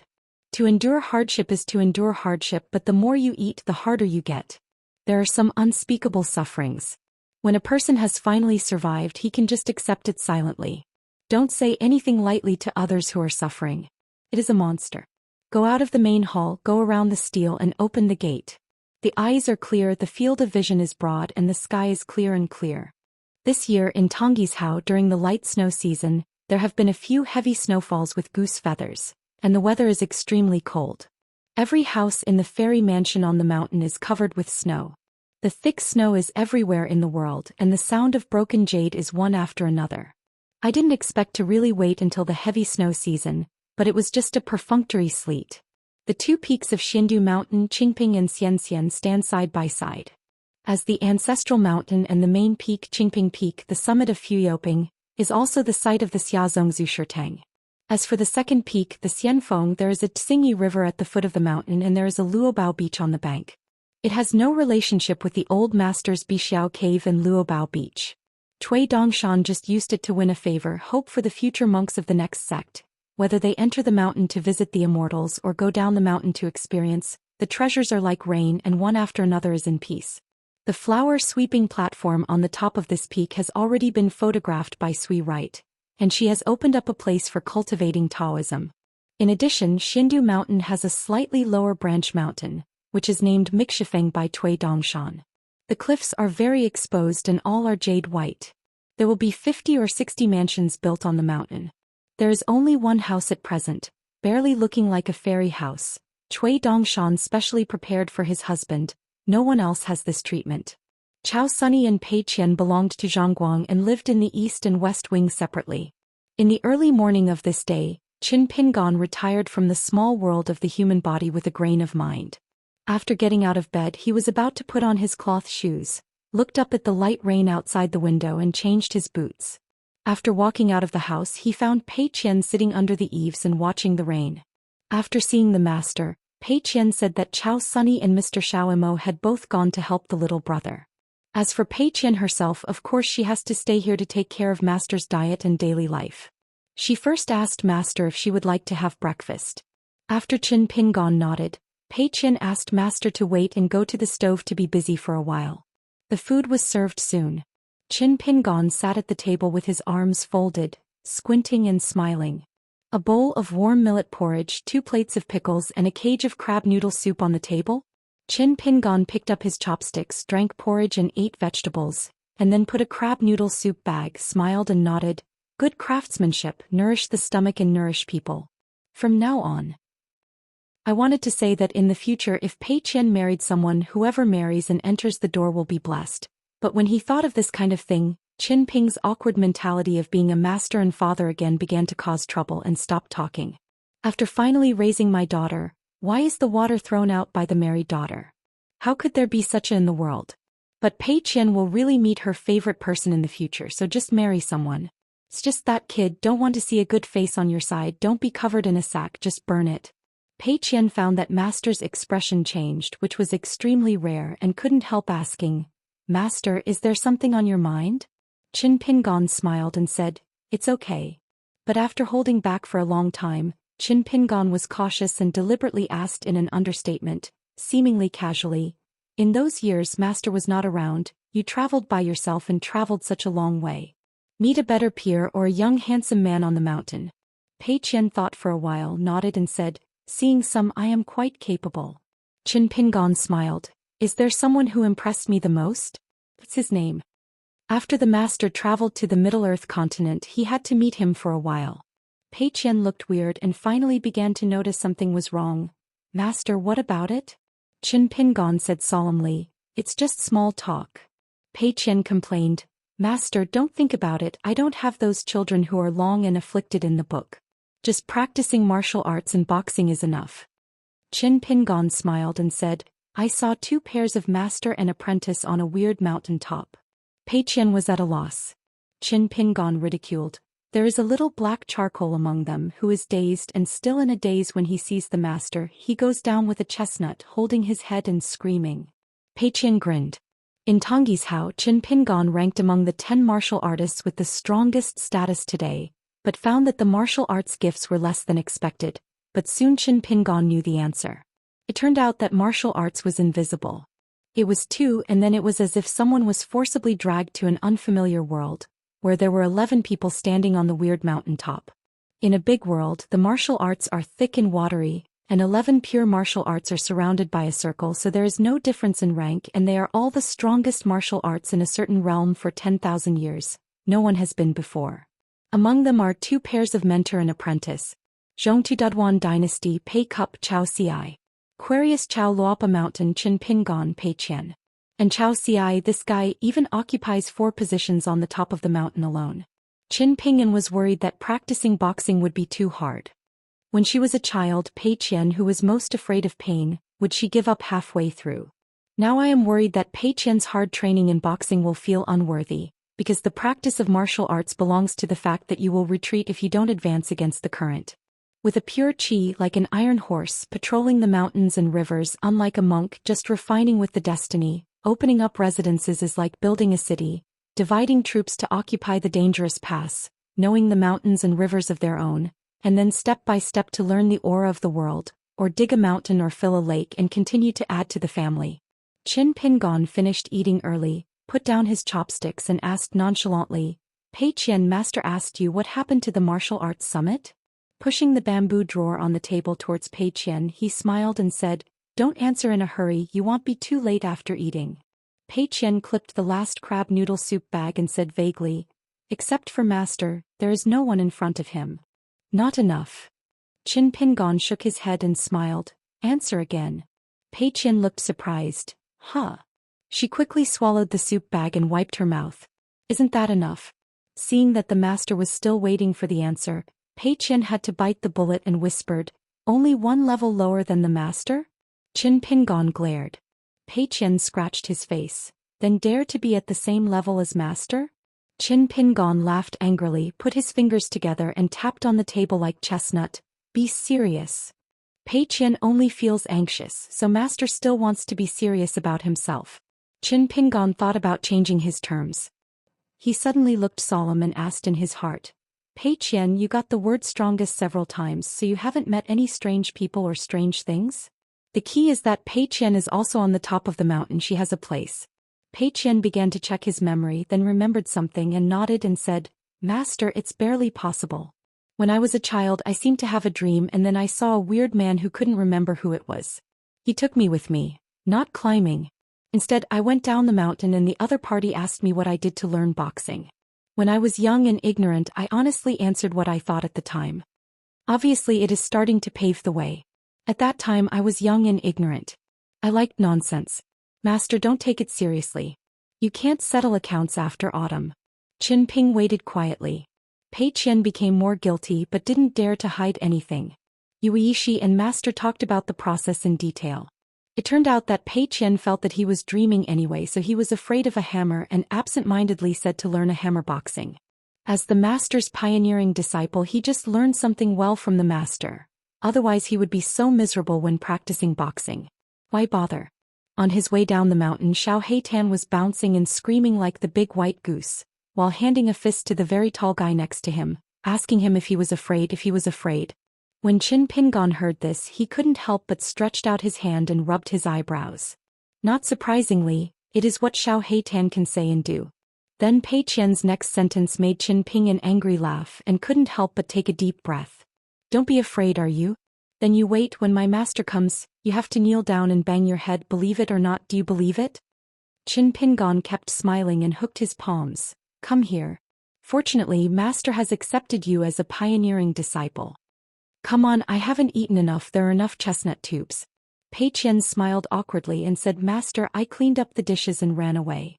In rainy and snowy weather, Qin Pingon went for a walk alone under an umbrella, along a Panyu mountain road, to the simple hut where Cui Dongshan was located, to discuss the selection of candidates for the ceremony. It's a pity that there are no cliff carvings for the time being. In fact, if the next clan is really willing to let Julian catch a knife, it can be fake. It is estimated that in a few days, countless famous cliff carvings will appear. Of course, Cui Dongshan can do it himself. Wearing a green shirt, gently rotating the umbrella handle in the misty drizzle. Now that a specific date has been set, the next sect's founding celebration will be the day of the beginning of spring next year. Then the Shangzong's Luopa Mountain and a newly built sword house in Xiandu Mountain have started to get busy, and Fei Jin sends a letter to invite all guests to observe the guests. It's just that, compared to the celebration that Luopa Mountain founded the sect, fewer people watched the ceremony, and even on the side of Luopa Mountain not everyone would come. For example, Qin Pingon only invited Lu Jinglong Zhong Kue, and Huang Ting, who is equal to one person and two sections. In today's Wuxia world, a Jindan monk can start a sect and Zhongtu Confucian Temple will not care anymore. In addition, there are Lu Yong of the Green Tiger Palace, Yi Yunyun of Pushun Thatched Cottage, Lu Ro, the of Water buried in the Bio Palace of the Daquan Dynasty, and a pair of landscape gods, Xing Su, the of Jinhuang Mansion, and Lu Yorong, the of Songjin Lake.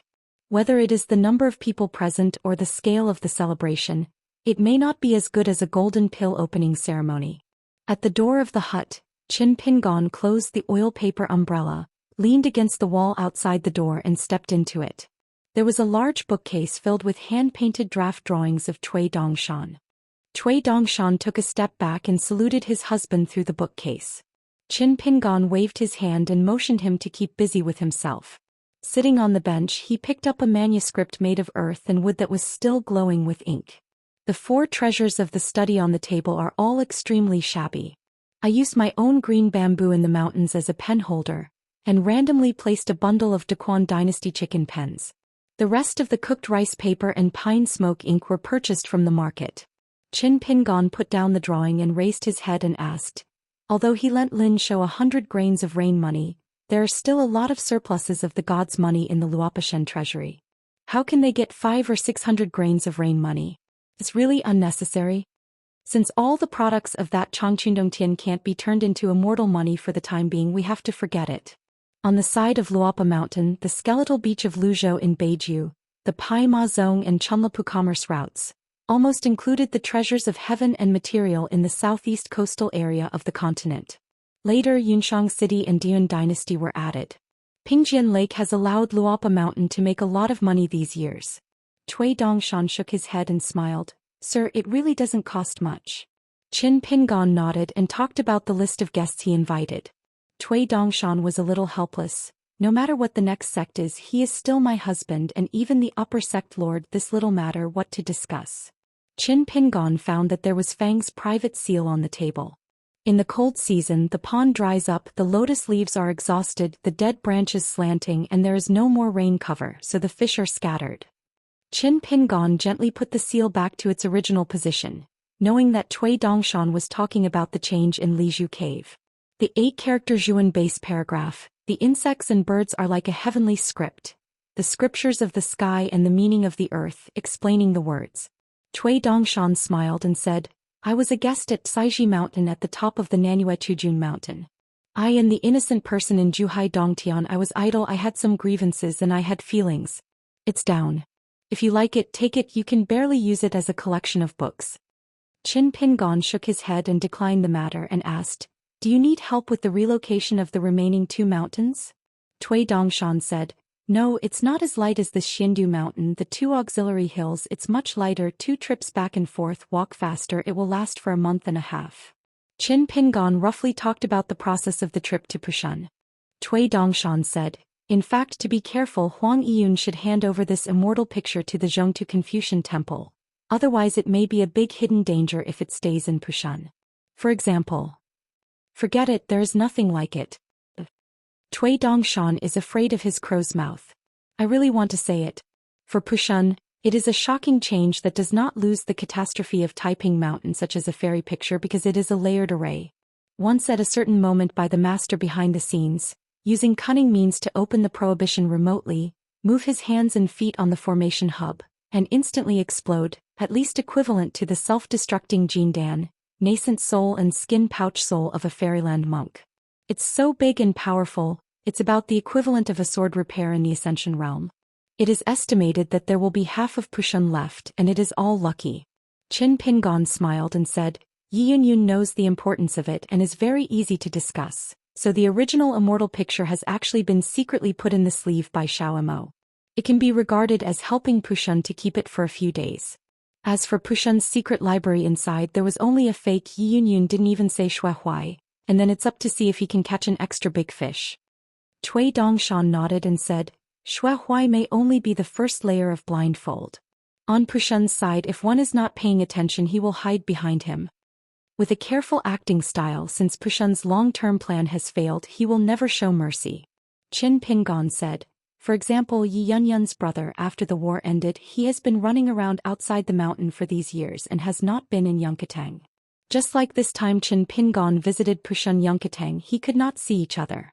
Not afraid to speculate on others with the greatest malice, and willing to give the greatest kindness to others, the two are just seeming contradictions. In fact, the two sides are not in conflict." After hearing a trip on the Jilin River, Cui Dongshan's eyes lit up and he curiously said, "It turned out to be an engagement shop?" Obviously, Cui Dongshan had heard of the engagement shop, but he probably never saw it personally. He rubbed his hands and said, "Sir, the old women and girls who opened the tea shed by the Jilin River, are you willing to serve as our worship to Xindu Mountain? Not only are they enshrined, but it's okay to be 2 guest officials, either by name or by name, you can follow them." Qin Pingon angrily smiled and said, "Now you start to call Mr. Wei? The old real person Liang Shuang, now a great celestial master of Long Hushan, let him uncover the talisman without any problems." After the old woman regained her freedom and the girl who likes to mess with the mandarin ducks, where did the master and the apprentice go from now on? Qin Pingon didn't ask at that time. Qin Pingon said, "If you really want to try to attract them, you can send a letter to Pushun from Feijian, and ask Yi Yunyun or Shuehuai to help." Cui Dongshan chuckled and said, "Just wait for Mr. S. words." Qin Pingon smiled. Cui Dongshan couldn't help laughing. The 9 sword fairy embryos brought back by Qin Pingon from the Great Wall of Sword Qi, Yu Qingzhang and He Xiangting have followed Yue to another place, and there are 7 children left, of which Trung Chaolu has now followed Sui right to practice swords at the Huatai. Yu Shihue is considered Zhonglu Tsuiwei as his master by pinching his nose. Hegus master is Mi Dajiangxian, who will serve as the chief priest of the next sect. If you add the Nalan Jade on the Fengyuan fairy, he will be abducted by the next clan. 4 came. If you add King Sunchun, there are 5. Only Bai Xian and Yao Xiaoyan remained, staying in Luopa Mountain and Baijiantai. Bai Xian's fear of the big white goose was only a small part of the reason. Yao Xiaoyan fell in love with the new master who was as tall as both parties. It's just that since Qingping Jianzong is a swordsmanship sect, so when student Cui Dongshan dug the foot of the wall like this, Qin Pingon also recognized it. But in the end, Cui Dongshan, the lower sect master, is a bit omnipotent, even he has to dig the foot of the wall and come to the lower sect. After all, once you choose to retreat in Changchun-Dongtian, no matter if you are from Yupu in the future, the bottleneck becomes immortal or higher, is not something that can be solved in a few months. It takes several years or even longer. Qin Pingon said, "I'm hesitant to invite Li Fuyu from Zhenjingzong. After all, this Yuan Ingyan Visho is still a guest of Luopa Mountain. As for the suzerain Lu Laoqing of Zhenjingzong and the chief worshipper Lu Jimao, forget it. Except for the 3-color jade bracelet of Fu, Lu and Shou in one glance, Qin Pin gone cheeky and asked for a robe with Xiao, intending to send the two together to Zhou Xian of the True Realm sect of Aquarius. Cui Dongshan shook his head and said, "It doesn't make much sense. The next sect should save the next robe." Qin Pin gone asked, "What do you mean?" Cui Dongshan held back a smile and said, "Sir Xiao has discussed with me. Before the next sect holds the celebration, he will give me some robes and strive to make the members of the Patriarch Hall of the next sect the direct disciple and worship the Kuqing. Anyway, there are not many. Then there is one hand and everyone who sees it has a share. As for the guests who come to Qingping Peak to observe the ceremony, they are a little bit overwhelmed. The next school is not good at favoring one another and it hurts feelings. Then no one will give it away." Qin Pin gone said helplessly, "This little stranger. I just said that I would accompany myself as a guest at Piyun Mountain for the first time. When Xiaomo gave it away, he would directly give out 2 pieces of semi-fairy rank treasures, and they were extremely popular because the pair looked at the pockets and cute little weapons' big usefulness, especially in the hands of a Wuxia mountain monarch, who can make the best use of everything. A sapphire axe can be used to open the mountains, and Huang Yue is used to suppress water transport. Now Wei Shanjun guesses that he can laugh out loud in his dreams. Weibo can't wait for Xiaomo to visit Beiyue again every day by breaking his fingers?" Cui Dongshan called out, "Sir." Qin Pin gone was a little puzzled. "Huh?" Cui Dongshan smiled brightly, "Although Mr. does not carry the sword now." Qin Pin gone categorically said, "Stop it." Cui Dongshan still opened the mouth and said, "The qi swallows the mountains and rivers and the sword is Qiuqiu." Qin Pin gone stood up and muttered, "The evil spirit of Luopa Mountain is your starting point." Cui Dongshan looked aggrieved. "Sir, after thinking about it, I have finally determined who is the #1 contributor to our downfall." Qin Pin gone was curious. "Who is it?" Cui Dongshan lowered his voice and said, "It's a little treasure bottle." Qin Pin gone was stunned, sat back to the original position, rubbed his chin, but quickly scolded Cui Dongshan, "You should not sue little treasure bottle here for the tricky things that you didn't shoot." Cui Dongshan rubbed his forehead and smiled bitterly. If it is said that the younger sister Guizhujio may be the only bitter hand of Pei Qian, and Pei Qian is the bitter hand of many people. So Cui Dongshan's side, of course, is the little girl in the red cotton padded jacket back then. It's just that not many people know about it. Cui Dongshan said, "Sir, do it first if you have anything." However, Qin Pin gone just turned around and continued to sit, then looked at the drizzle outside the door and laughed softly. "It's not busy." Xindu Mountain, the top of the side branch of the Xianfeng Mountain, sweeping the flower platform. Sui Right and disciple Ching Chaolu taught swordsmanship and boxing, so she went to the Qingyi River at the foot of the mountain to enjoy the scenery. Wuxia returned to the gap between sword practice, walked here to relax halfway through the rain, holding the closed oiled paper umbrella, playing as a sword all the way. The masters of the 2 sword fairy embryos are both Yuanying realm sword repairers. But now one is an official and the other is an improper official.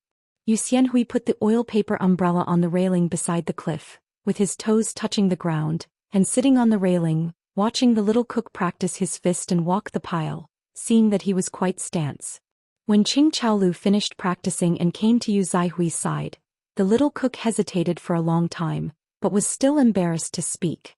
Yu slanted his arms around his chest, shook his legs and said, "If you have a fart, let it go." Qing Chaolu whispered, "Let's rest, although I don't like Cui Wei very much, but..." Before Qing Chaolu finished speaking, Wuxia turned back a bit unwilling, grabbed the conversation and was out of anger. "Cui Wei is the next ruler anyway, this guy is small-minded, you should pay attention when you speak." "I don't like Cui Wei, why are you?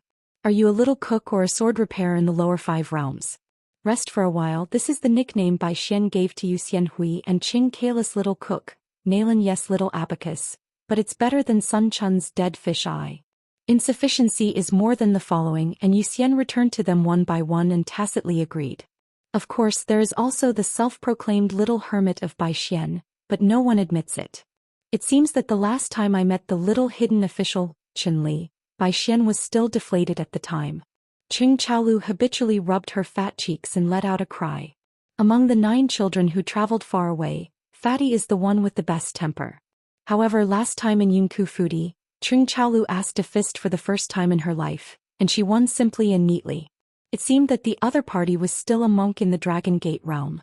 Although it was the big white goose that secretly moved his hands and feet, it has already made the children look at him with admiration. They didn't say anything, but they all had a steelyard in their hearts. At that time even Cui Dongshan had a small surprise, but he was still a bad temper and he was unambiguous when he started. After all, he was born in a place like the Great Wall of Jianqi and he was more important than his surname.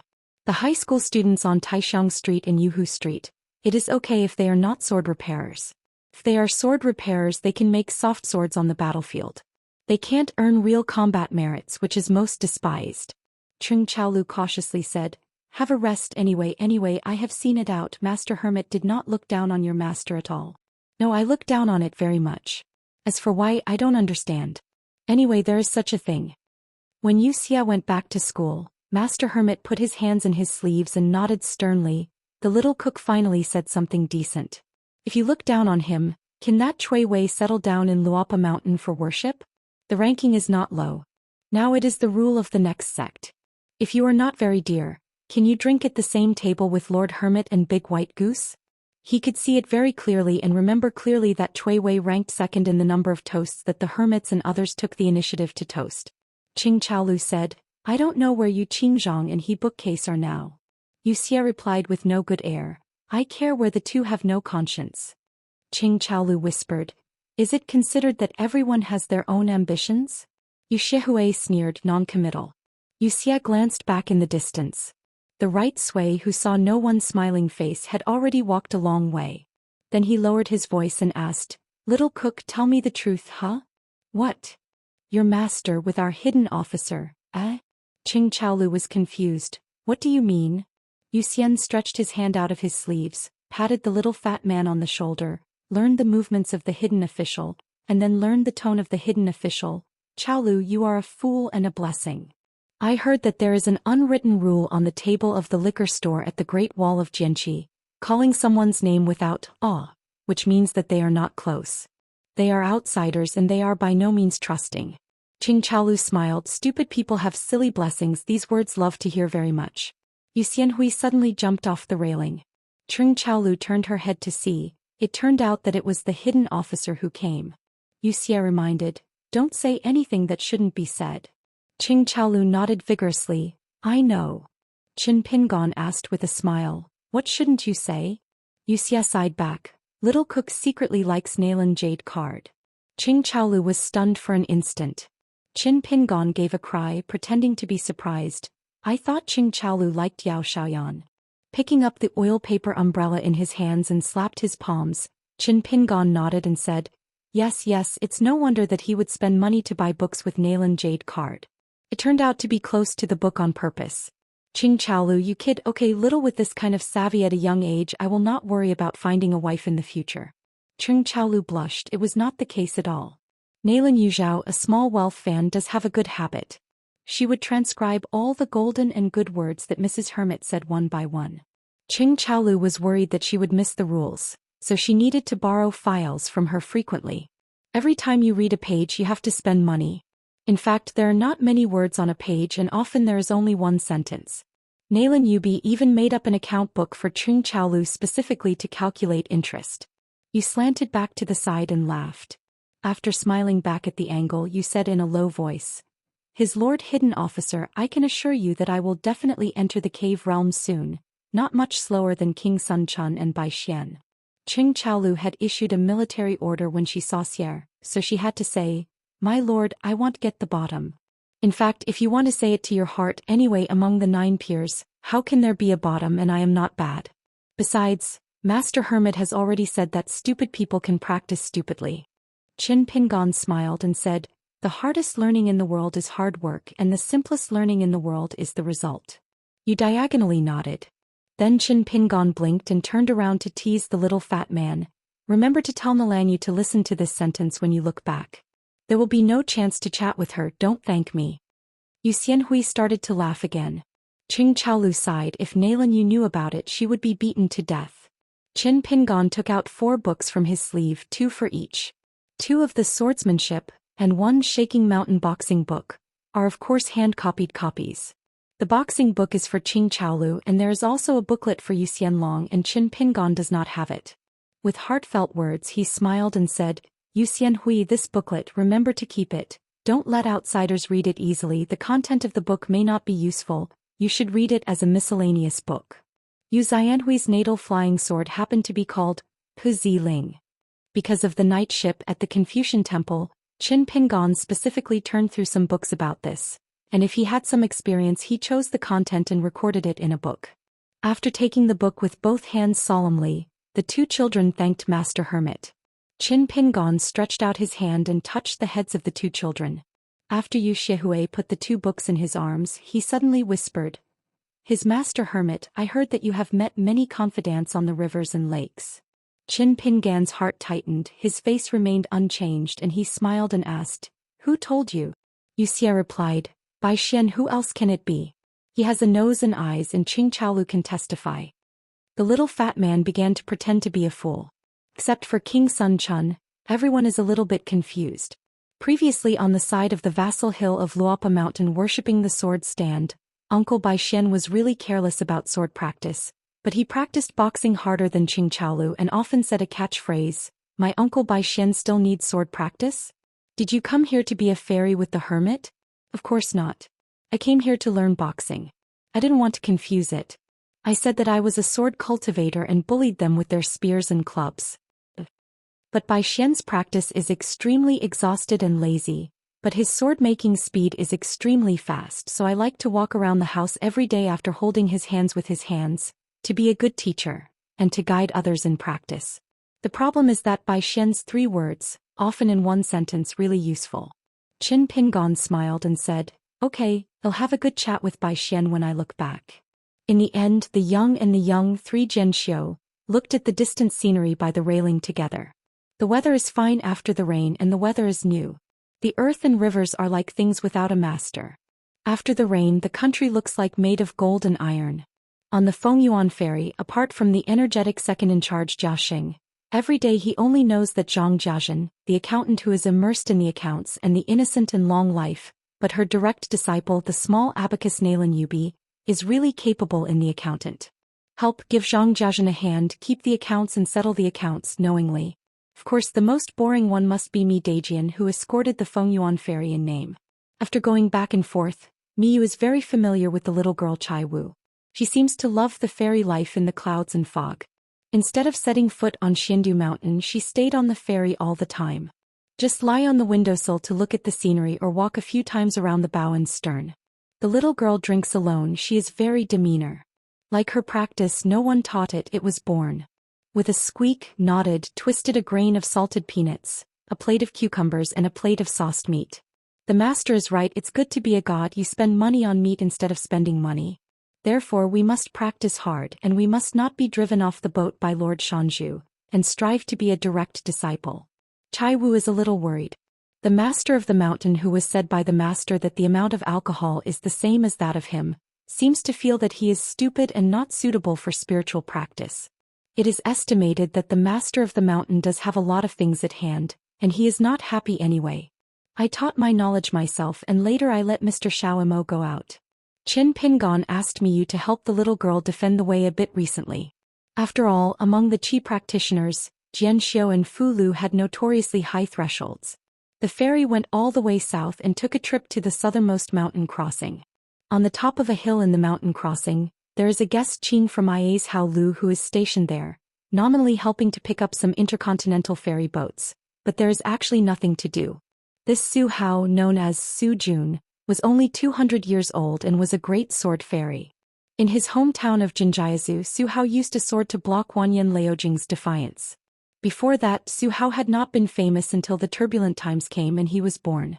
Wang Ji, who played chess with Su Hao on the top of the mountain, was enshrined by the ancestor of Yugui, and he was nicknamed as a superintendent. Wang Ji and Chong Qiu are both scholars. When they met they took the time to play a few chess games. As for Mi Yu and Su Hao who watched the game, there was nothing to talk about between the two sides. They just looked at each other and there was nothing to follow. On the side of Yuguazong's by Chengdu and Fengyuan ferry, I learned about the fact that Shen's Hufeng, which has been suspended for many years, has just had a new owner, and Yuguazong Patriarch Hall has no objections, and is dedicated to this sword repair. By making an exception, he was able to enter the Lord God's Seal Peak in advance without having to join the Golden Corps. Because that kid is only 9 years old now, a sword repairman in the Longmen realm. I heard that I have 3 natal flying swords. It seems that apart from the proud son of heaven came into being, there is no reason to explain it. And Yuguazong is now a private ferry that can accommodate several transcontinental ferries at the same time. Excluding the Zhenjingzong of the next sect of Aquarius, there are as many as 3. In addition to Baichengdu, there are also Adversity Ferry and Yuanyuan Ferry. Shandu, the latter two are both built on the top of the Vassal Mountain. Afterwards, the ferry returned north and stayed in the air near the Rin River during the period. Zhongqiu and Miyu went to the stall by the river together. Tao Ran is quite polite on the teacher's side. He has met several times and has a good impression. The Golden Corps swordsman said that he had come to call people earlier, claiming to be also from Xindu Mountain, and one of the swordsmen in Qingshan was also Cui Xianxi's husband, whose name was Chen Pingon. This person drank a bowl of wine here and didn't make any trouble, but this person couldn't speak well, saying that he was the Qin Jianxian from Aquarius Island. Since the words are so humorous, why not go to the storytelling under the overpass to make a lot of money? Miyu looked compassionate and stretched out his hand, wanting to pat the Golden Corps sword Immortal's shoulder to show comfort. Tao Ran heard these words by Pei Qianhe. Tao Ran tilted his shoulder, avoiding the claw. He was not familiar with this guy who claimed to be Yumi, and he was dressed in white on both occasions.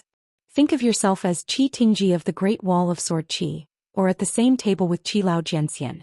Have you ever had a drink? Besides, Tao Ran looked at this man's appearance and demeanor. It was like Jiang Shangzhen's romantic fetus, which was very eye-catching. Miyu put his hand away, picked up a bowl of wine on the table, took a sip and drank Mi Daijiangxian, frowning, right? Today Tao Ran really doesn't know anything about it. In the past, the Great Wall of Jianqi, almost every time it was Qi Tingji's turn to inspect the city, he would take the initiative to find Miyu for a drink among the clouds. Although the ages of the two sides are very different, and the realm of swordsmanship is also very different, they are all beautiful men recognized by the Great Wall of Sword Qi. Zhongqiu smiled and didn't explain anything but told Tao Ran some precautions. Tao Ran didn't have any impatience and noted them one by one. After the Fengyuan ferry docked at his own Xindu Mountain, Miyu could not see the hidden officer. Chao Qingqing said that her husband was practicing, but Miyu got a message that the hidden officer asked him to return to Nujiadu Beipingzu this time. Be sure to bring Bai Xian. Miyu was a little gloating. After passing by Qingjingshan Qinghu Palace, the old Lu Yong personally handed a porcelain vase to Zhongqiu, and asked Master Zhong to transfer it to Lord Chen Shan. It is said that it is the latest successful refining of Xiawang Dan, but unfortunately there are not many, only 3. Kind of Chiu clasped his fist to thank you. Miyu has only one sentence: whether the old Lu has enemies. Lu Yong laughed and waved his hands again and again. After the ferry left the land of Tongji's Hao and entered the sea, Miyu was free and panicked, so he jumped off the Fengyuan ferry and traveled north with the sword. Bai Hong swept the sky. Qingping Peak within the small cave of Changchun. Qin Pingon chose the highest point of an attic among the deep valleys of the road, with the doors and windows closed. There is a futon, a table and an incense burner in the room. There are several books on the table: Shaking Mountain Boxing Book, Pill Book Authentic, Swordsmanship, Leiju written and edited by myself, and a book from Beiju Lazuna, the Broken Book of Zuixian Fu Ruins. There are also a lot of bamboo slips with inscriptions. Qin Pingon sat on the futon with his palms facing up, folded on his abdomen, closed his eyes and focused, breathing slowly. Like an old monk entering concentration, like a true monarch sitting and forgetting, like sitting on a corpse of a man. To the north of the central part of Tongji's Hao, there is a small country under the jurisdiction of the vassal.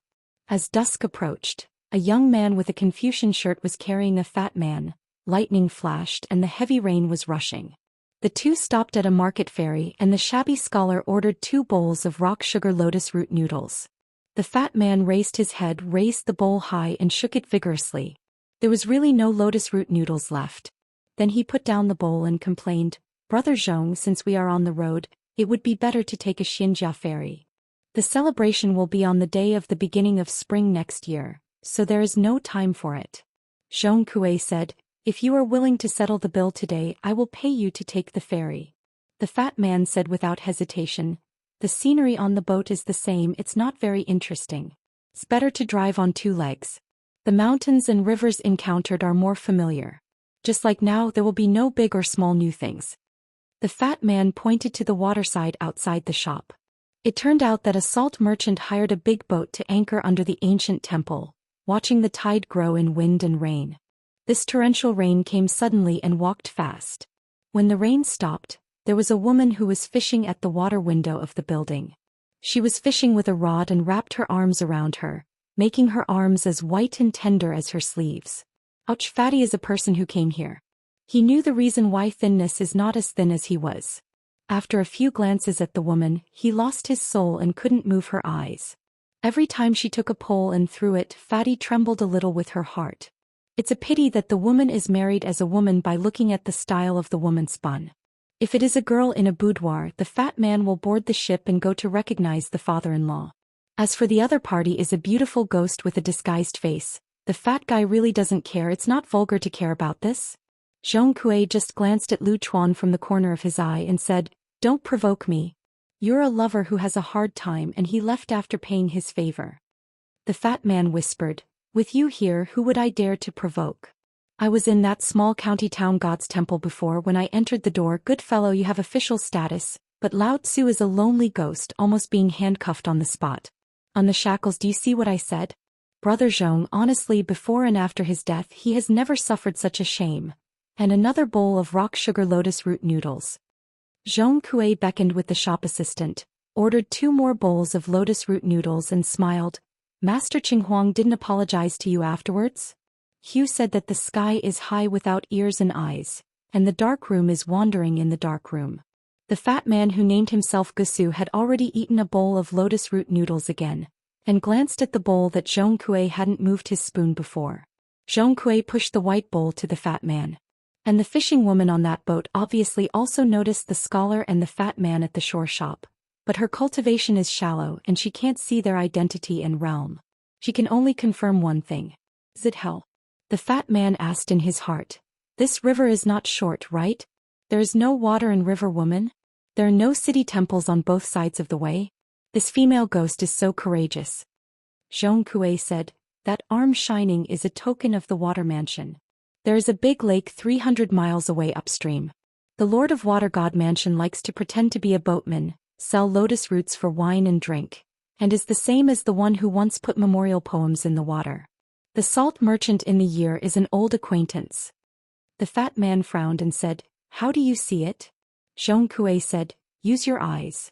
The fat man asked when Zhong Kui was paying for the check. "When I arrived at the Xindu mountain, you said that with my cultivation base, except for Qin Pingon, is it invincible? Even if he fell, he was still a fairy." Zhong Kui smiled and said, "You'll know when you arrive."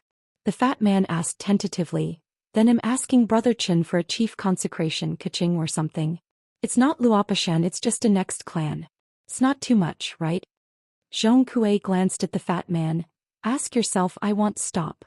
The fat man smiled and lifted the empty bowl in his hand, turning his wrist over. "It must be easy." After that, the fat man followed the Uncle Zhong, who didn't know how to enjoy the blessings, trekking through the mountains and rivers, eating and sleeping all the way, and the pitiful autumn fat that he had finally raised had to be reduced. At the time of the new year, they came to the Xindu mountain boundary, the mansion on the mountain, the ferry below the mountain, and the construction was everywhere. The dust was everywhere. The fat man waved his hand and frowned slightly. "I have to say, at the ferry crossing, I saw a group of people gathered around the table, making gestures to the manuscript paper. At the table stood a young man in white clothes with a mole on his eyebrows, a young woman with a ball in a bun, and a young monk with a yellow hat and blue shoes. The fat man was amazed. Hee little girl, at first glance she looked pretty handsome." Pei Chen saw Zhong Kui coming for a walk. She walked quickly, smiling brightly, and said with a fist in a distance, "Zhong clerk." The two sides stopped. Zhong Kui stretched out his hand and gestured for a moment, then smiled and asked, "Little Heighten?" Pei Chen nodded, squinted and smiled. Zhong Kui joked, "Have you married yet?" Pei Chen smiled and said, "Marry a hammer, don't marry." Zhong Kui laughed, "That's right, except Qin Pingon, who can control you." Back in those days, at a young age, 2 hunters in Foxtown would be able to go round and round. The little black charcoal at that moment was really hard to describe in a word. Cui Dongshan and Xiao Emo came here. Zhong Kui clasped his fist and said, "My name is Zhong Kui." I just laughed. Cui Dongshan said, "Cui Dongshan, the descendant of the Luopa mountain, has met Mr. Zhong." Xiao Emo also said, "I worship Xiao Emo, I have seen Mr. Zhong." Xiao Emo glanced sideways at the fat man of the fairyland ghost. Was there something wrong with the trick? This guy was all on Pei Qian's side. How could Mr. Zhong have such an unreliable close follower? The fat man asked in his heart, "Xiao Emo enshrines, what am I doing?" Xiao Emo replied with a smile, "The visitor is a guest, why not do it?" The fat man heard the implication and he couldn't stop it. "Oh hey, I was almost scared to death. No, it scared me alive. It's the guest, or else we have to make a point. Practice?" Xiao Emo smiled and said, "Don't dare, neither Luopa Mountain nor Xindu Mountain has such a way of hospitality." The fat man looked terrified. "Brother Xiaomo, is this a grudge?" Xiaomo's smile remained unchanged. "How dare you be a brother to an immortal?" Cui Dongshan glanced at Zhong Kui. Zhong Kui smiled and shook his head. "Let's just leave this fat man who likes to die." On the Qingping Peak side he appeared in a green shirt, and in an instant his figure fell on the side of the ferry. There is no slight ripple of qi machine, nor the slightest bit of jian qi. But this person's sword intent or the weight of qi caused the fat man to subconsciously move a step towards Zhong Kui. Qin Pingon and Zhong Kui each raised their hands and gave them heavy hands. Then Qin Pingon looked aside, smiled and asked, "Zhong Kui, who is this senior?" Zhong Kui was still the same. Yenner was bad and he immediately exposed the fat man around him. "It's the underwater senior who was chopped off by his sister-in-law." The fat man suddenly felt bad. Qin Pingon smiled and said, "Hello, my name is Qin Pingon, I am Ning Yao's man."